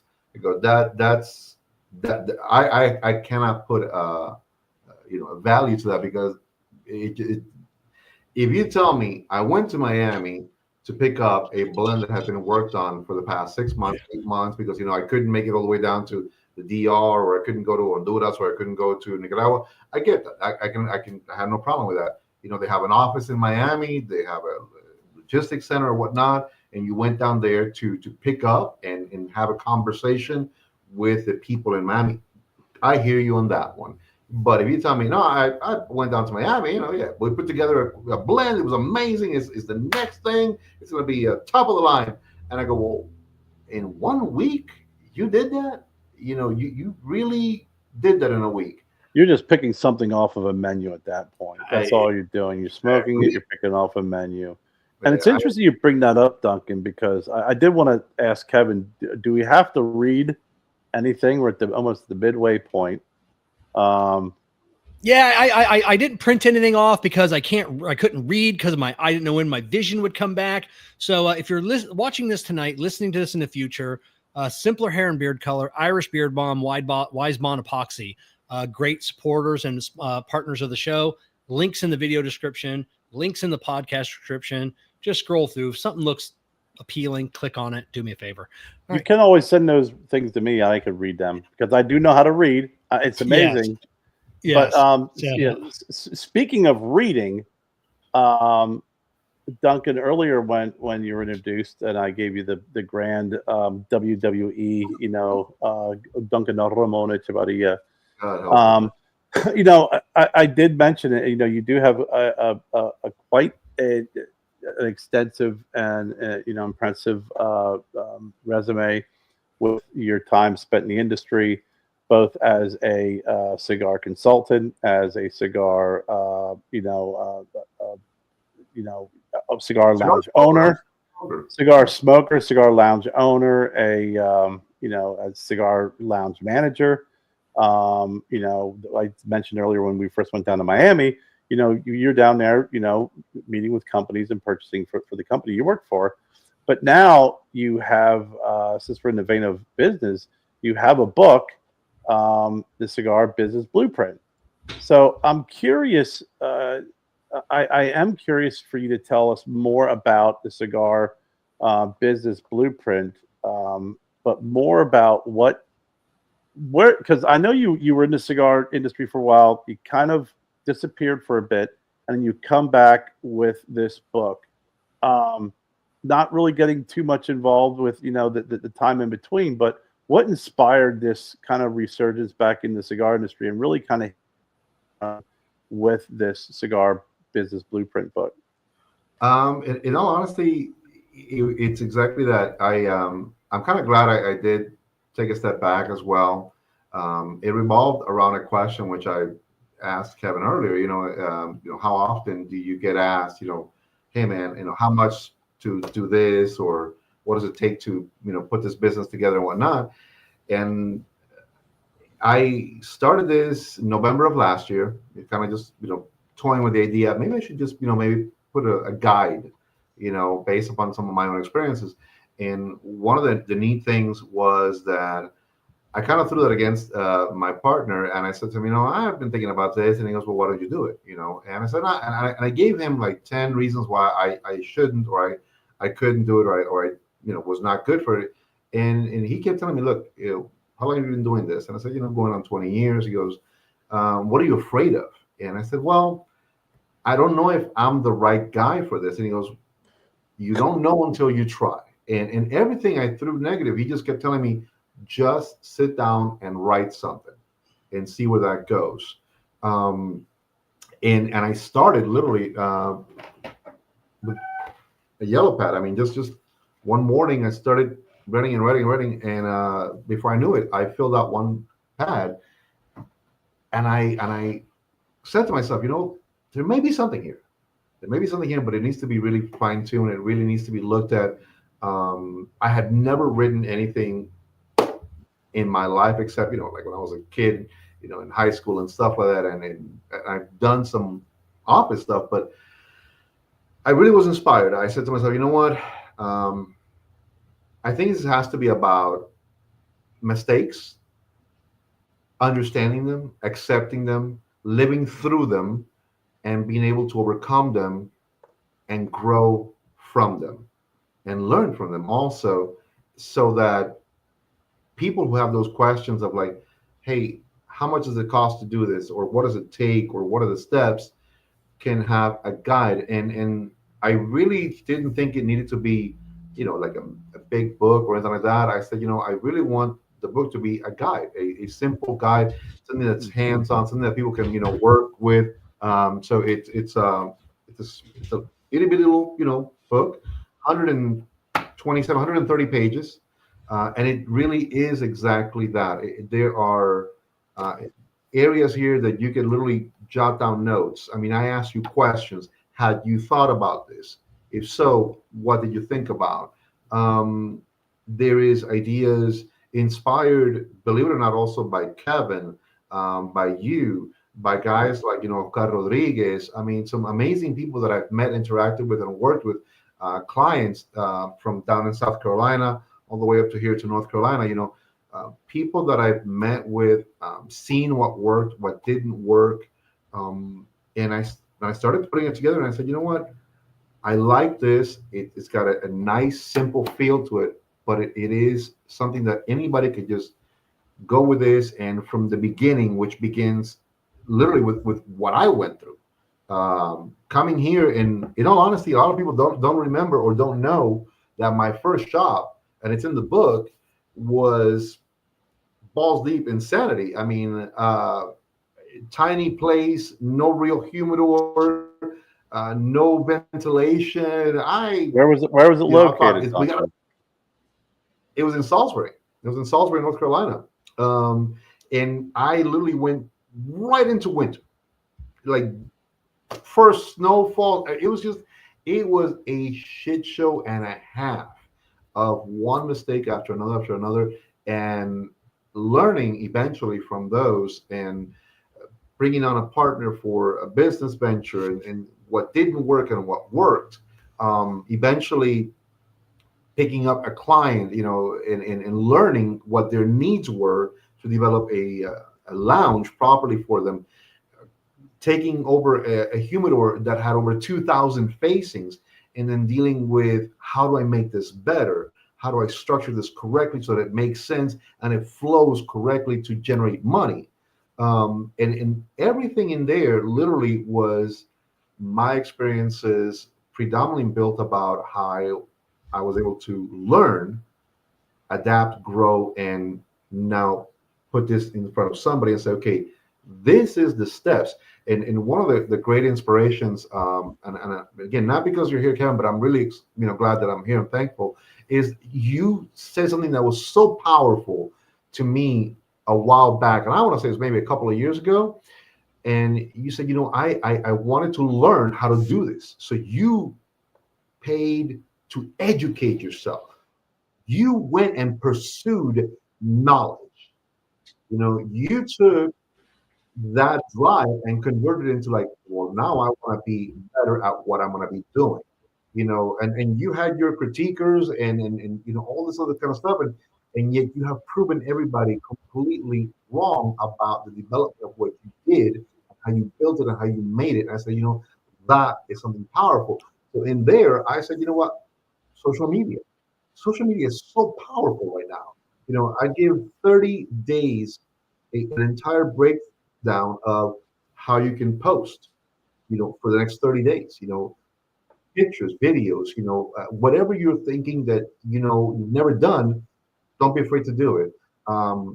Carrie, when I sent you basically that first crazy draft, I think it was like maybe like 20 some odd pages, if that.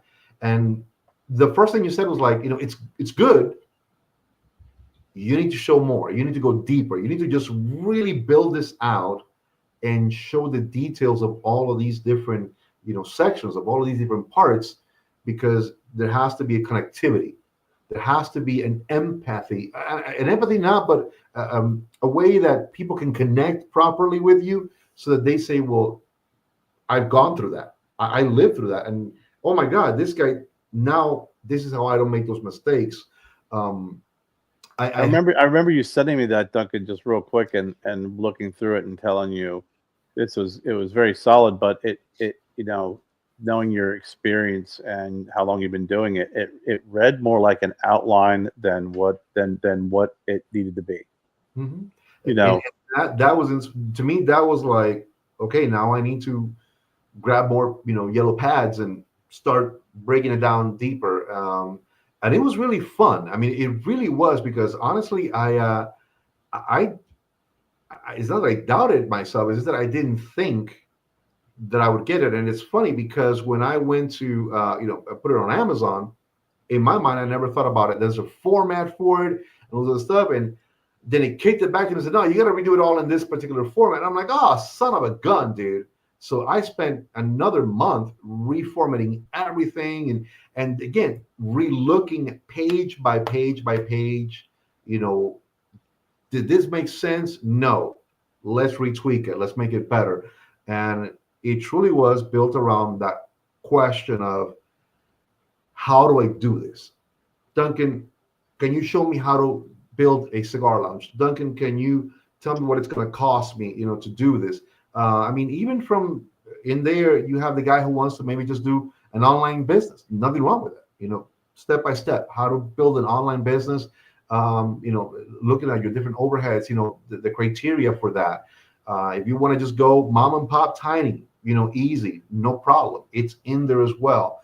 You want to go full lounge with multiple profit centers. It's in there. The breakdown is completely step by step.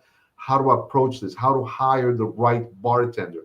If you're going to have a bar, get a good bartender. I mean, for God's sakes, get a guy who knows, first of all, that he enjoys a good cigar. It's great, of course, he's a cigar person, but that he understands the dynamic of how to blend, that beautiful drink with a good, cigar, a perfect pairing. If you're going to have staff, don't just have somebody walk around, just eating up your money. That's just, don't do that. And one of the biggest investments that probably, which is a huge return on your investment, get a really good tobacconist. Get someone who truly understands the ebb and flow of that humidor. When that person is in there, man, that person is an artist. That person is an architect. That person understands that, he's going to move the cigars for you. He's going to have great relationships with those vendors. He's going to be able to guide you so that you can better order. So you understand that, hey, we got a deal right now on 10 boxes of crap, and you can get 2 boxes of free crap. Well, we don't want crap. I want a better deal. I want cigars that are going to move, that are going to turn around and, come and go. Understand the keystoning process. You cannot disrespect the price of a great cigar by saying, it's not selling, I'm going to cut it in half. You're creating issues with representation of that cigar. I've seen literally Liga Privadas half off in environments because no one was, talking to people about them. No one was educating them. And so the owner said, well, I'll put it at, get my money back and get him out of here. Well, like you talked earlier with Paul Gamarian. People don't know Paul Gamarian. They bring in his stuff because someone tells them to bring it in, but they don't realize what they got. And then the next thing you know, you see Paul Gamarian on the sale rack. You're like, ooh. But you bring it. You're pointing out a lot of really great things about the book, and it, and the inspiration. What was the hardest part about it? Like, what was the hardest part as you were, going through the whole process of writing, rewriting, and your multiple yellow, legal pads? What was the hardest part about bringing this to fruition? Well, and I'm brutally honest. It was speaking about me. Literally looking in memory, looking at old pictures of my first, cigar shop in Salisbury, my first trip to Miami, to place orders. I was working with only one provider. I said, this guy can take care of everything for me. And writing about all those things that I made mistakes on was the hardest part, was the most realistic part, And it was actually in the end the best part about it all, but it was the hardest. I always thought, well, like you said, I can put together maybe a guide, maybe a step by step, and blah blah blah, and that'll be that. But it was not connecting. I don't think people would be able to connect with the experience, with the person, with that. Hey, this guy's real. I mean, I have been in cigar environments where you open a door and you're walking into the humidor, but that door leads to to the weather. You just displace the entire humidified environment, and there goes that money. So if you do that and you don't listen, then God bless you.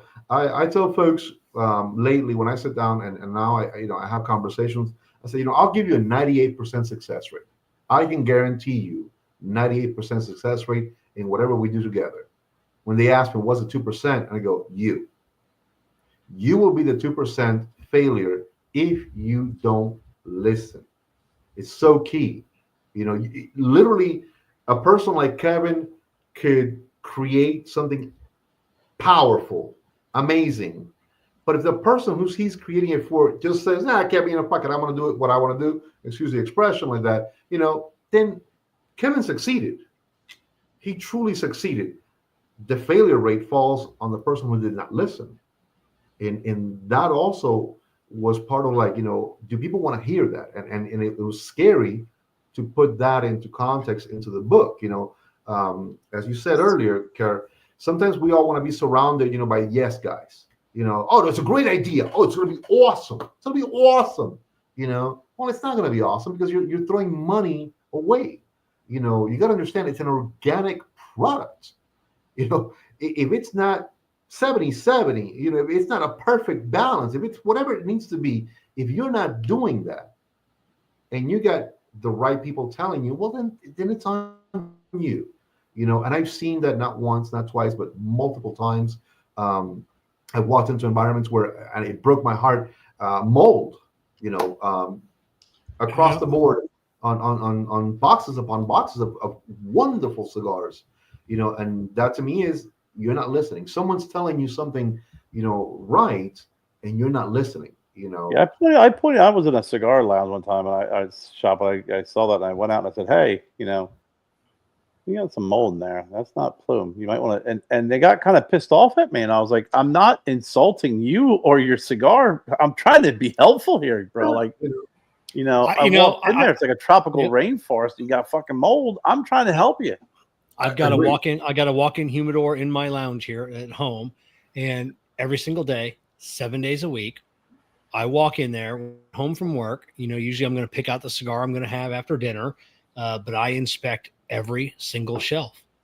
If I'm at home, unless I'm away, every single shelf, I am looking to catch that at that exact moment before it happens. Before it happens. And I had one indication once where, I went to refill my humidifier and I turned it the wrong way and it was blowing towards a box of cigars and the box got soaked, a whole box, like 100% humidity. But I caught it right away, caught it the next day. I filled it up one night, came home, caught it. I was able to salvage everything. But how many lounges have we all been in to where you just wonder, like when a whole box is covered, it's like, how long? This didn't happen overnight. No, like this takes it didn't sneak up on you. Yeah, it didn't sneak up on you. This is like a month that you didn't notice this. It's like, look, even something as simple as people forget lighting. The right lighting, definitely, is what people. Oh, I want to just put this because it gives me enough light. I go, well, you got to understand, incandescent lighting, that's a no go. Those white tubes, don't do that either. I mean, you're going ape shit, trying to, do something that's going to impact, your cigars. There's a way and there's a way. You can buy the most state-of-the-art, humidification system. And if you're not on top of it, if you're not caring about it, if you're not doing what you need to do, again, you're going to get impacted. And that's money out of your pocket, what I would say is not a negative, but I love entertainment. I love going to a place, and if I see a guy playing a piano man, I am transported. I'm there. Do I think every cigar lounge, and I'm going to use the word lounge, needs that? No, it doesn't. I'm okay too with, maybe some piped in great jazz, ambient music where we can talk, and that works too. If you want to have an event, absolutely. Let's, you get your events done. Communicate really well with your, with your tobacconist. Communicate with the rep. See how you can build a fantastic event. Maybe not do one every week, once a month. I think is fantastic. I look at things. Is it a necessity or do you want it? If you want to have whatever, chicks walking around half naked and 3 trombone players, great, have at it. And but it's a necessity. Your necessity or is it going to bring in business, right? If you're gonna put out money, is it bringing in money, or are you doing it just to entertain yourself? There's so much analysis for every square foot that needs to make money. I literally put it in there. I go, if you're looking at the size of your environment and each of those areas and every sitting area and every bar area and every humidor, if that's not generating some form of money, you need to reassess that area. You need to really see how you can engage that properly to make it generate money. Mm-hmm. That's it. So many lounge owners just think if you build it, they will come. Oh, hey, this town is lacking this. We hear it all the time. It's like, oh, this town only has like 1 cigar lounge or 2, or I got to drive an hour. And so I'm like, oh, I'll just build a cigar lounge. And then they just wonder why it fails. Yeah, you can't just have that mentality. If you build it, they will come. We had we used to, the lounge I was telling you about earlier. It was a small lounge, but at least once a month it was or if not every couple weeks, it was always a potluck night, and it was always bring your favorite chili cook-offs or your favorite desserts. We had a cookie contest that everybody baked, and it was always different things. You got to keep your clientele engaged. Your customers are going to be your biggest supporters, and they're also going to be your biggest promoters, on social media, around town. If you got to engage your clientele, and you got to keep them coming back. Yeah. There's a wonderful place that I've been going to lately in Winston-Salem, and I saw them grow from first day open doors in a small little environment, that was just this quaint old vintage looking house, which is amazing, really nice. And they built it in 5 years to like, hey, the customers ran the place, man. They were like, hey, we got you, and the ebb and flow was correct. The right brands were in there. There was a trust that was solid. They built something that was really ready to transition. So when they transitioned to a much larger location, they did it right. I mean, I walked the new location. It was just concrete, man. It was just nothing. And as they were describing each section to me, I could see it. I was like, wow, this is going to be great. So when I went back, actually, after almost 2 years after they had opened in this new location, I sat with them and I go, you know what? You guys, this is it. It's like, I remember detail for detail what you were describing you wanted to do here, and you built it. They transferred, the customer base followed them. The bar is on point, the humidor, the POS system. I mean, just everything that they had described they were going to do, they sat down and they did it the right way. They truly looked at, how do we make money everywhere? Their outside area is awesome. They're in a hub right now that is developing. It's insane, man. Right off the expressway. I love this joint. I can't speak boldly enough about it or more about it. Really, really a great spot. In all honesty, it's about a 45-minute drive for me. But every time I go now, it's like, it's worth it. It's just worth it. I do business there. I enjoy going in there, meeting my clients there, and just hey. Let's have a drink. Let's have a great cigar. And we spend such great time because the space also created that organically and naturally. And that's, in my opinion, how you listen. So Duncan, you when you're talking about going through, kind of walking down memory lane when writing this book, and like I said, I did read the first version, um, and I did know that if you were going to fill in some of these areas and get meatier, that you were going to have to really kind of go back and not only share your experiences, but probably take a walk down and do a little bit of self reflection of everything that you've done. When you went back that far, and you're going back to Havana Nights, right? That was the name of your Yep, yep, first yep. one, right? Was it hard? And like, was there at any moment you got kind of stuck on or paused on maybe doing some reflection? It seems like the product of everything was that it was very healing, and you're at a better spot now. But was there a time where you kind of got stuck and maybe asked yourself, I don't want to put myself through this, because even though I'm passionate about this book, it's just too painful. Well, it was transitional also. I mean, I had left Miami. I some people know this, some people don't. I mean, I did interior design for 15 years in Miami, and as far as I was concerned, I was a cigar smoker, but I did interior design, and that was that. Left Miami, my son. So there was a lot of leaving when I transitioned up here, um, and remembering that part, that transitioning to 800 miles away, trying to rebuild a home, the family, everything. Um, I was still at the time with my first partner, and there was a lot of looking into these moments in which I was like, man, I didn't even think I was ever gonna, survive, some of those days. To be honest with you, and sitting here in front of the computer and just typing and typing and typing. Um, there were moments in which they were emotional. I'm always one of these guys, like, I'm an emotional idiot. I cry over nothing, which I do, and just um, taking my mom out of her comfort factor. That was a huge one. That impacted me a lot. And she said, "I'm going wherever you go. I go with you." Um, that was something that when I wrote that there, I was like, wow, I did that.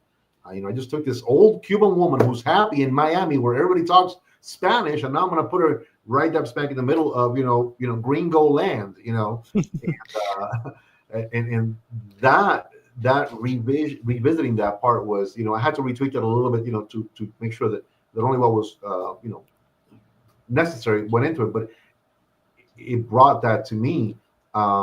It brought to me when I had to close those doors, and it was, man, it was hard. I had put in literally almost $250,000, and 20 years ago, that was a little bit of money, into this venture, into this vision, um, and honestly, like I said, it was very tough to write about it, rewrite it, make it, what it needs to be into the book. But in that process, it was the hardest part. It really was the transitioning of an old life to what I thought would be the new one, and we're gonna, rock and roll and build an empire.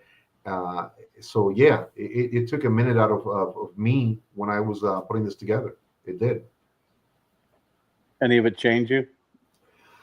a lot. Like change you today? Like after you Yeah. finished the book, did you look back and go, "Wow, okay"? I tend to believe that I want to listen to everybody, and it's hard to say that. I want to listen to everybody's dream. I want to listen to everybody's vision. That's why I was excited, even when I spoke to that kid, from Tampa. It was his energy, that I listened to. It was his vibrance. It was his enthusiasm that I listened to, and I said, "Man, I can understand that." And I hate to be that guy that now is gonna grab the pin and burst that bubble, but I have to, because somebody else is going to take advantage of him, and he's going to make a shit ton of mistakes eventually, maybe to get a good cigar out. And it has changed me over the past, not process right now, of this book, but I think over the past couple of years it's been coming on board. But this book really just brought to me that, man, I've changed from the guy that I was 20 years ago, and even just 5 years ago, and even just 2 years ago, to the person I am today. I want to listen, but now I'm going to listen and give you true feedback. Right. And like we said earlier, sometimes we don't want to hear that, but we need to hear that. And this industry is very precious to me. I love the cigar industry. I love the fact of the matter that my family has been in it for a long time. And as I told somebody, we were just farmers. We were nobody famous. My family on my dad's side worked for the Toraño people back in the days before they were even Toraños. My grandmother worked at, Ramon Cifuentes, were the original owners of the Partagas brand, selecting leaves of tobacco, taking out the main stem. My mother did the same thing in Cuba and here. And there was a lot of different things that kept proving to me that I love this. This is who I am. This is who I've always been.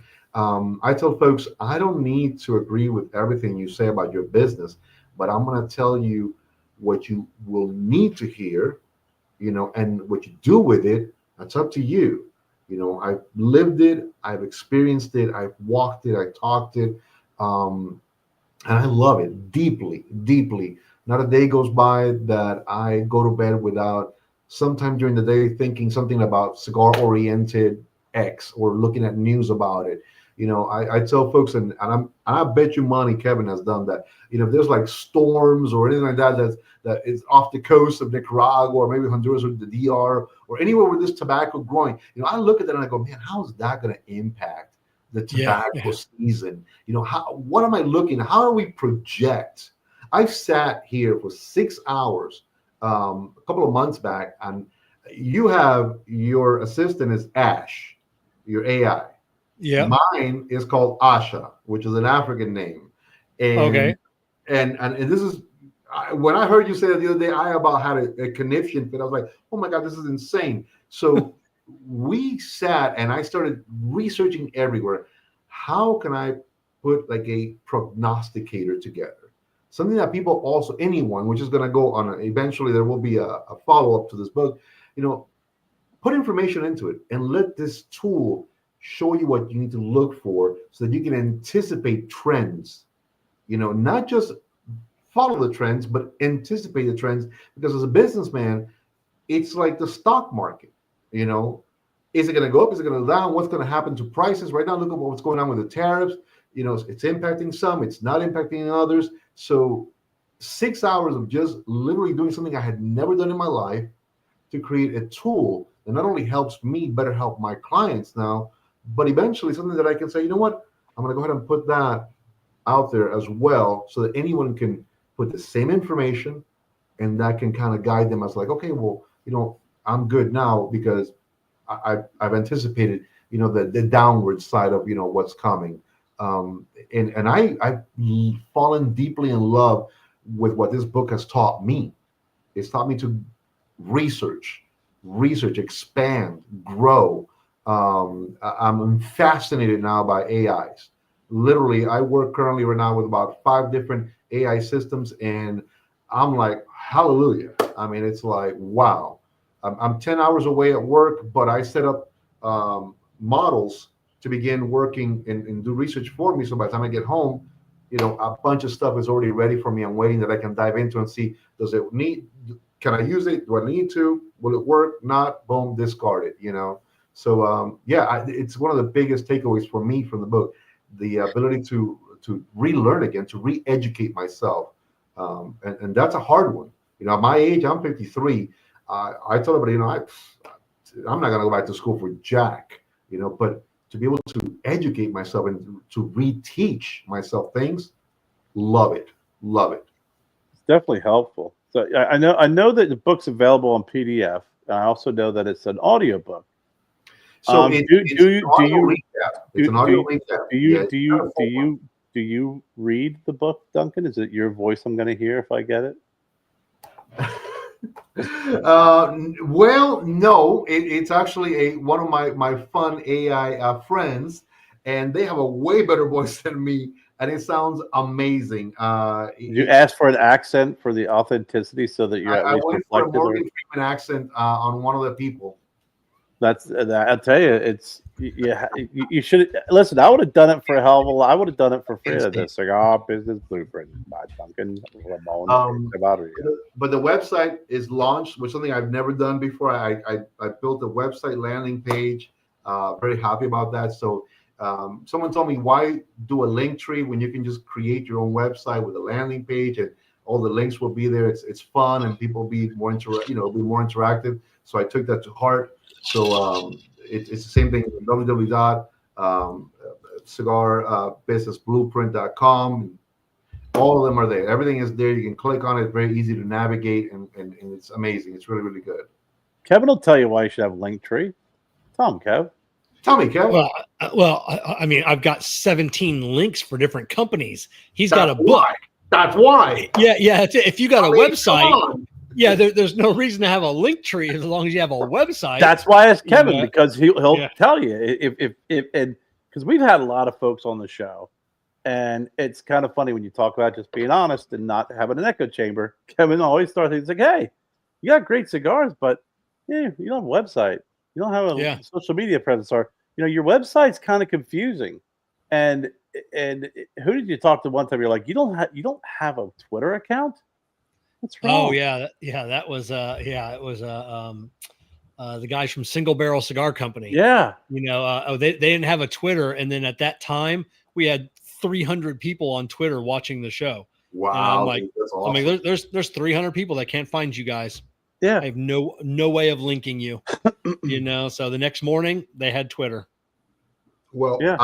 I've been learning about what works and what doesn't, and honestly, like I said, Instagram has been really, really great for me. I love it. Facebook has been really good. TikTok, I started putting stuff into it. Twitter will be the next one. I'm trying to make sure that everything is brand centric, so it's all one cohesive message, which I've had to retweak a few, make some brand new ones. Again, learn, but the feedback is I'm on the right path for that. People want to be able to find everything cohesively and in one location. So, for example, I will be doing a Twitter account this week, and I'm very excited about that. And the good thing is that I have already some material that I can just immediately upload as well. So I'm happy about that. But I don't know. I mean, I think 4 social media pages. I think that might be my topper there. Instagram, Facebook, TikTok, and Twitter. I don't know if I have the brain power for anything else beyond that. Maybe YouTube. Well, it's not. You don't have to use any of them. You don't have to use any of them. You have to have them all. YouTube, Twitter, LinkedIn, Instagram, Facebook, TikTok. If you're starting a business, you need to secure all of those platforms with a cohesive name. You may I talk at least once a week. I'm reaching out to some brand owner. Why don't you have Twitter? 3 times in the last couple of days, I haven't posted a cigar that I was smoking on Twitter because I don't have a way of tagging that manufacturer. So I tell the manufacturers, you don't ever have to use Twitter, ever. But when I, who have thousands of followers, smoke your cigar, and I have the ability to tag you, and then people are like, oh, hey, that's an interesting cigar. Let me click on that tag. Even if you don't have traffic. I'm posting for you. Yeah, even if you don't have any content, you know what's at the top of your Twitter? Your website.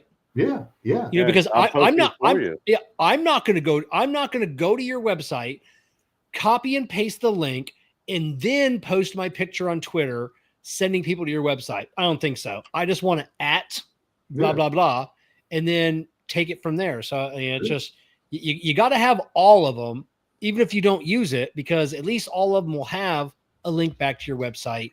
And if people, can find you.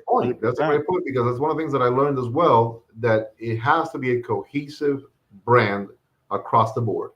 Even the one that I currently have on Facebook, I have one on Facebook, which is a page that is the Cigar Strategist, and that one I post in everything I do on my regular one. But even my regular one, I've just started to completely just overhaul that into just only cigar-centric, cigar-oriented, anything that deals with what I'm doing. The Instagram, the same thing. The TikTok, the same thing. So, God willing, Friday, when it's my day off, it's me sitting in here and saying, okay, overhaul the Twitter that I have, make it nice if I can. If not, do a brand new one. And I do have an older YouTube account, which I'm thinking I'll probably have to do an overhaul on that one. But again, like you said, it's a cohesive message. It's a cohesive brand all the way across. And when anybody goes to anywhere, boom, there's the website. Okay, great. Let me go here. Let me go there. You know, I need to get the book, whatever.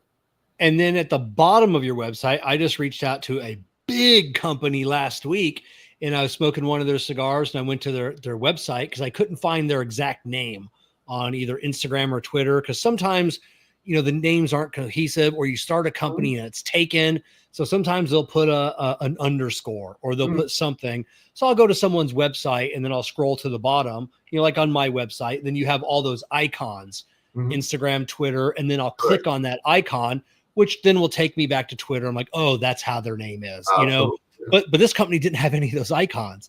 Oh, and no, I'm no, like, I have them. I have to have them. yeah. And I go, bro, you've been doing this for 20 years. I go, you don't have those icons. And he's like, holy shit, I forgot, you know, and it was just one little thing that he forgot, and instantly, you know, rectified that situation. Look, man, take it from me. I'm not a techie guy. I'm not a, you know, web designer, but there's a ton of great resources out there.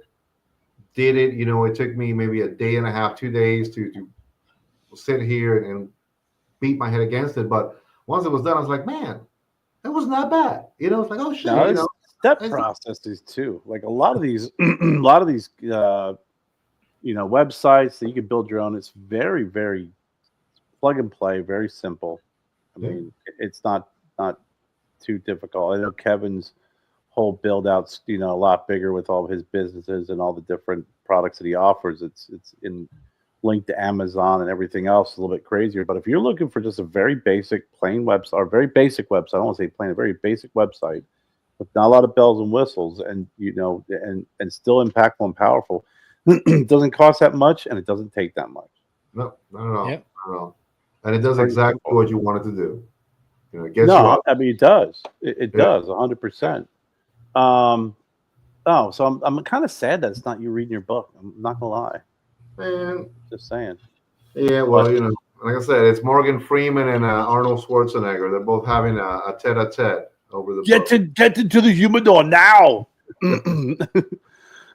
So, where can they find this book, Duncan? Nice and easy. www.cigarbusinessblueprint.com. Just like that. You go there, and like Kevin says, I got the icons. You can look at the buttons, and the buttons will tell you Amazon. You can go click on it. It takes you directly to purchase the book. Gumroad is a great resource that you can get the PDF. Plus, there's also a 30-minute one-on-one that's right there for you. Once you do that, we have a conversation. And then the third one is, I think it's a 35-minute audio recap of what the book is all about. So it's generated to create, you know, a little bit of interest and say, you know, I want to know more. But those three are the products that are currently out. On Amazon, the book is $34.99. On Gumroad is $69. Again, plus time with me as well. So, and does the and you can definitely tell that Duncan is not a tech guy because he keeps saying www. I don't want I was letting him slide on my tab. I know that. I'm the old guy, man. Hey, listen, I was around. You're going to want to go to HTTPS. Yeah. // You know, every time you say www, I'm sitting there going, that's like nailed on a chalkboard to Kevin right now. I guarantee he's going to say something. You know, listen, my AI laughs at me sometimes. He doesn't say you're an idiot because I don't think they're trained to yet. You know, not yet. Give it time, Duncan. Give it time. That AI will be like, Duncan, Ramona Chevalier. What do you think? Yeah. What's your social media platform now? Not the platform, but what's your social media name? Is it the Cigar? The Cigar Strategist. Cigar Strategist. Or Cigar Lounge Strategist. Nice. See, now you got me thinking, man, which one did I don't even know, man. I'm so crazy. But it's the same one that I use for Cigar Lounge Strategist. You can find that at www.cigarlounge Yeah. How many W's is there? Yeah. Only three. Only three there, Duncan. It's always been three. I'm horrible at that. Honestly, you know what? It's funny. I thought about putting that underneath the name. I said, no, that's tacky. Who does that? But Yeah. you know, Why spell WW? Kevin, do you have any book questions for Duncan? No, I know it's difficult to write a book. I wrote a kid's book and it took me 6 months, so it's difficult, especially you talk about the formatting, you talk about everything else, and it's a lot that goes into a book. So yeah, that's my and mine was just a kid's book. I had graphics and illustrations, and it's I'm just saying. I know I wasn't mentioned in Duncan's, and Kerr is not one of the raccoons in the book either. I'm just still saying. I'm friends with so many people. Everybody says, "Oh, you're such a good guy. You helped out. You inspire. You influence." Yet I can't even make I can't even be a porcupine. I mean, there's mean raccoons. There's nice. There's a bird. Look, there's a bird. That could be Kerr. Kerr the cockatoo. No, I started the follow up to that book before that one was even done. That book took so much out of me. It's been like 2 years, and I haven't finished the other book yet. Let's see if we can see that at the bottom. At the bottom. The bottom. There you go. See that? Thank you very much, Kevin. Kevin, learn from that. Right there. That's my big brother. Listen, I could have been one of these animals. So, yeah. I could have been from behind. I could have been a squirrel. I could have been a giraffe. Yeah. I could have been a little bit of a heavier kangaroo. What the hell is a kangaroo doing in the forest, Kevin? I know it was. There's a lot of animals that did not belong in that forest. I'm gonna tell you that right now.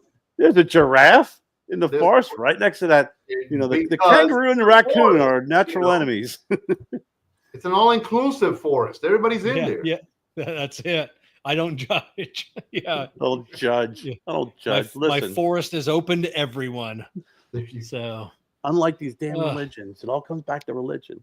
Yeah, that's freaking hilarious. Well, that's great, man. Congratulations on this, Duncan. I know you've been, I know you're excited about it. When you started this journey, we chatted about it, and it's nice to see the finished product. And it's also great to hear that you're going to move on maybe to another volume. Yeah, that's already that's all I can say right now. Yeah. That's already several yellow pads deep into it already. So nice. Right on. Buy stock in the companies that make these yellow pads. Yeah. We'll have to have you back on again and talk more about the coffee business that you're getting involved with as well, and some of the cigar real stuff. Quick, great guys. I don't know if you guys are, but I know you're a big coffee guy, and definitely Kevin. I definitely will be, reaching out to put a little package together. I want you guys to taste the coffee, the cigars that are going to be paired. I would like, just guys for fun, smoke them, break them down, give some feedback. And enjoy them, and you guys will definitely get copies of the book as well. For whatever you may need. But I told Kerry I definitely want to do that because one, I do value you guys a lot, and you guys do an enormous amount in this industry. The stuff that you guys did at PCA and all those videos and all those interviews, man. Honestly, you guys are the real deal. I don't know if it was like paparazzi people running around getting free cigars or not, but you guys, we need more of you guys out there. We need, real people talking to the boutique brands, real people talking, about the right cigars. What you guys do, God bless you, honestly, both of you. Well, thank you very much. We definitely appreciate that. It's we put in some hard work for sure. I will after tomorrow, Duncan or Kerr, one of you reach out to me and just send me all the links. That way I can go back into this show tomorrow, edit the description because I didn't know what to put in before the show. So I can put in all of those links. So if you're watching this tonight, come back in a day or so if you want any of those links, because you don't remember them, and they'll be in here tomorrow. If you're listening to this on the podcast, it'll already be in there because we're usually a week or two behind. So, all right. Anybody got any final words or thoughts before we call it a night? Sure. No, I mean, it's always good seeing you, Duncan. It's always good hanging out with you, especially, where we started our, create Cuban's crazy commute in the Stogie Road diaries many, many moons ago on Friday afternoons with an iPhone Yeah. resting atop a couple of cigar boxes.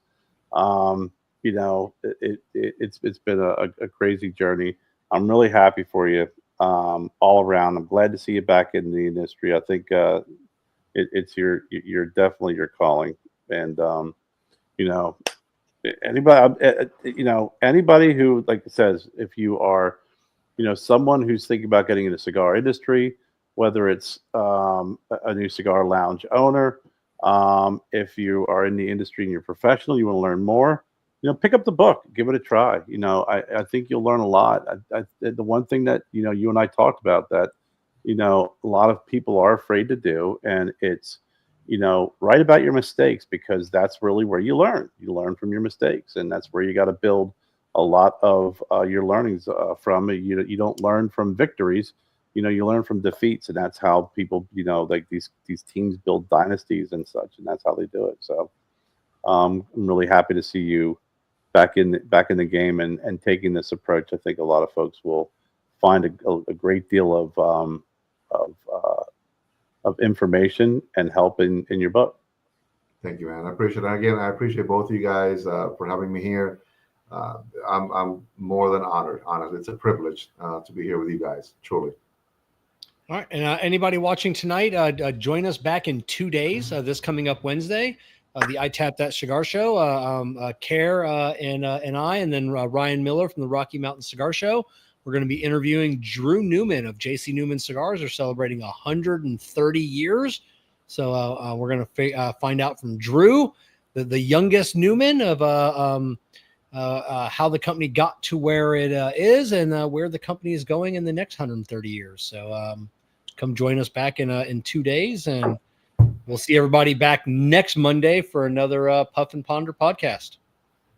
Yep. So, all right. Peace. Have a good night. Guys, have a good night.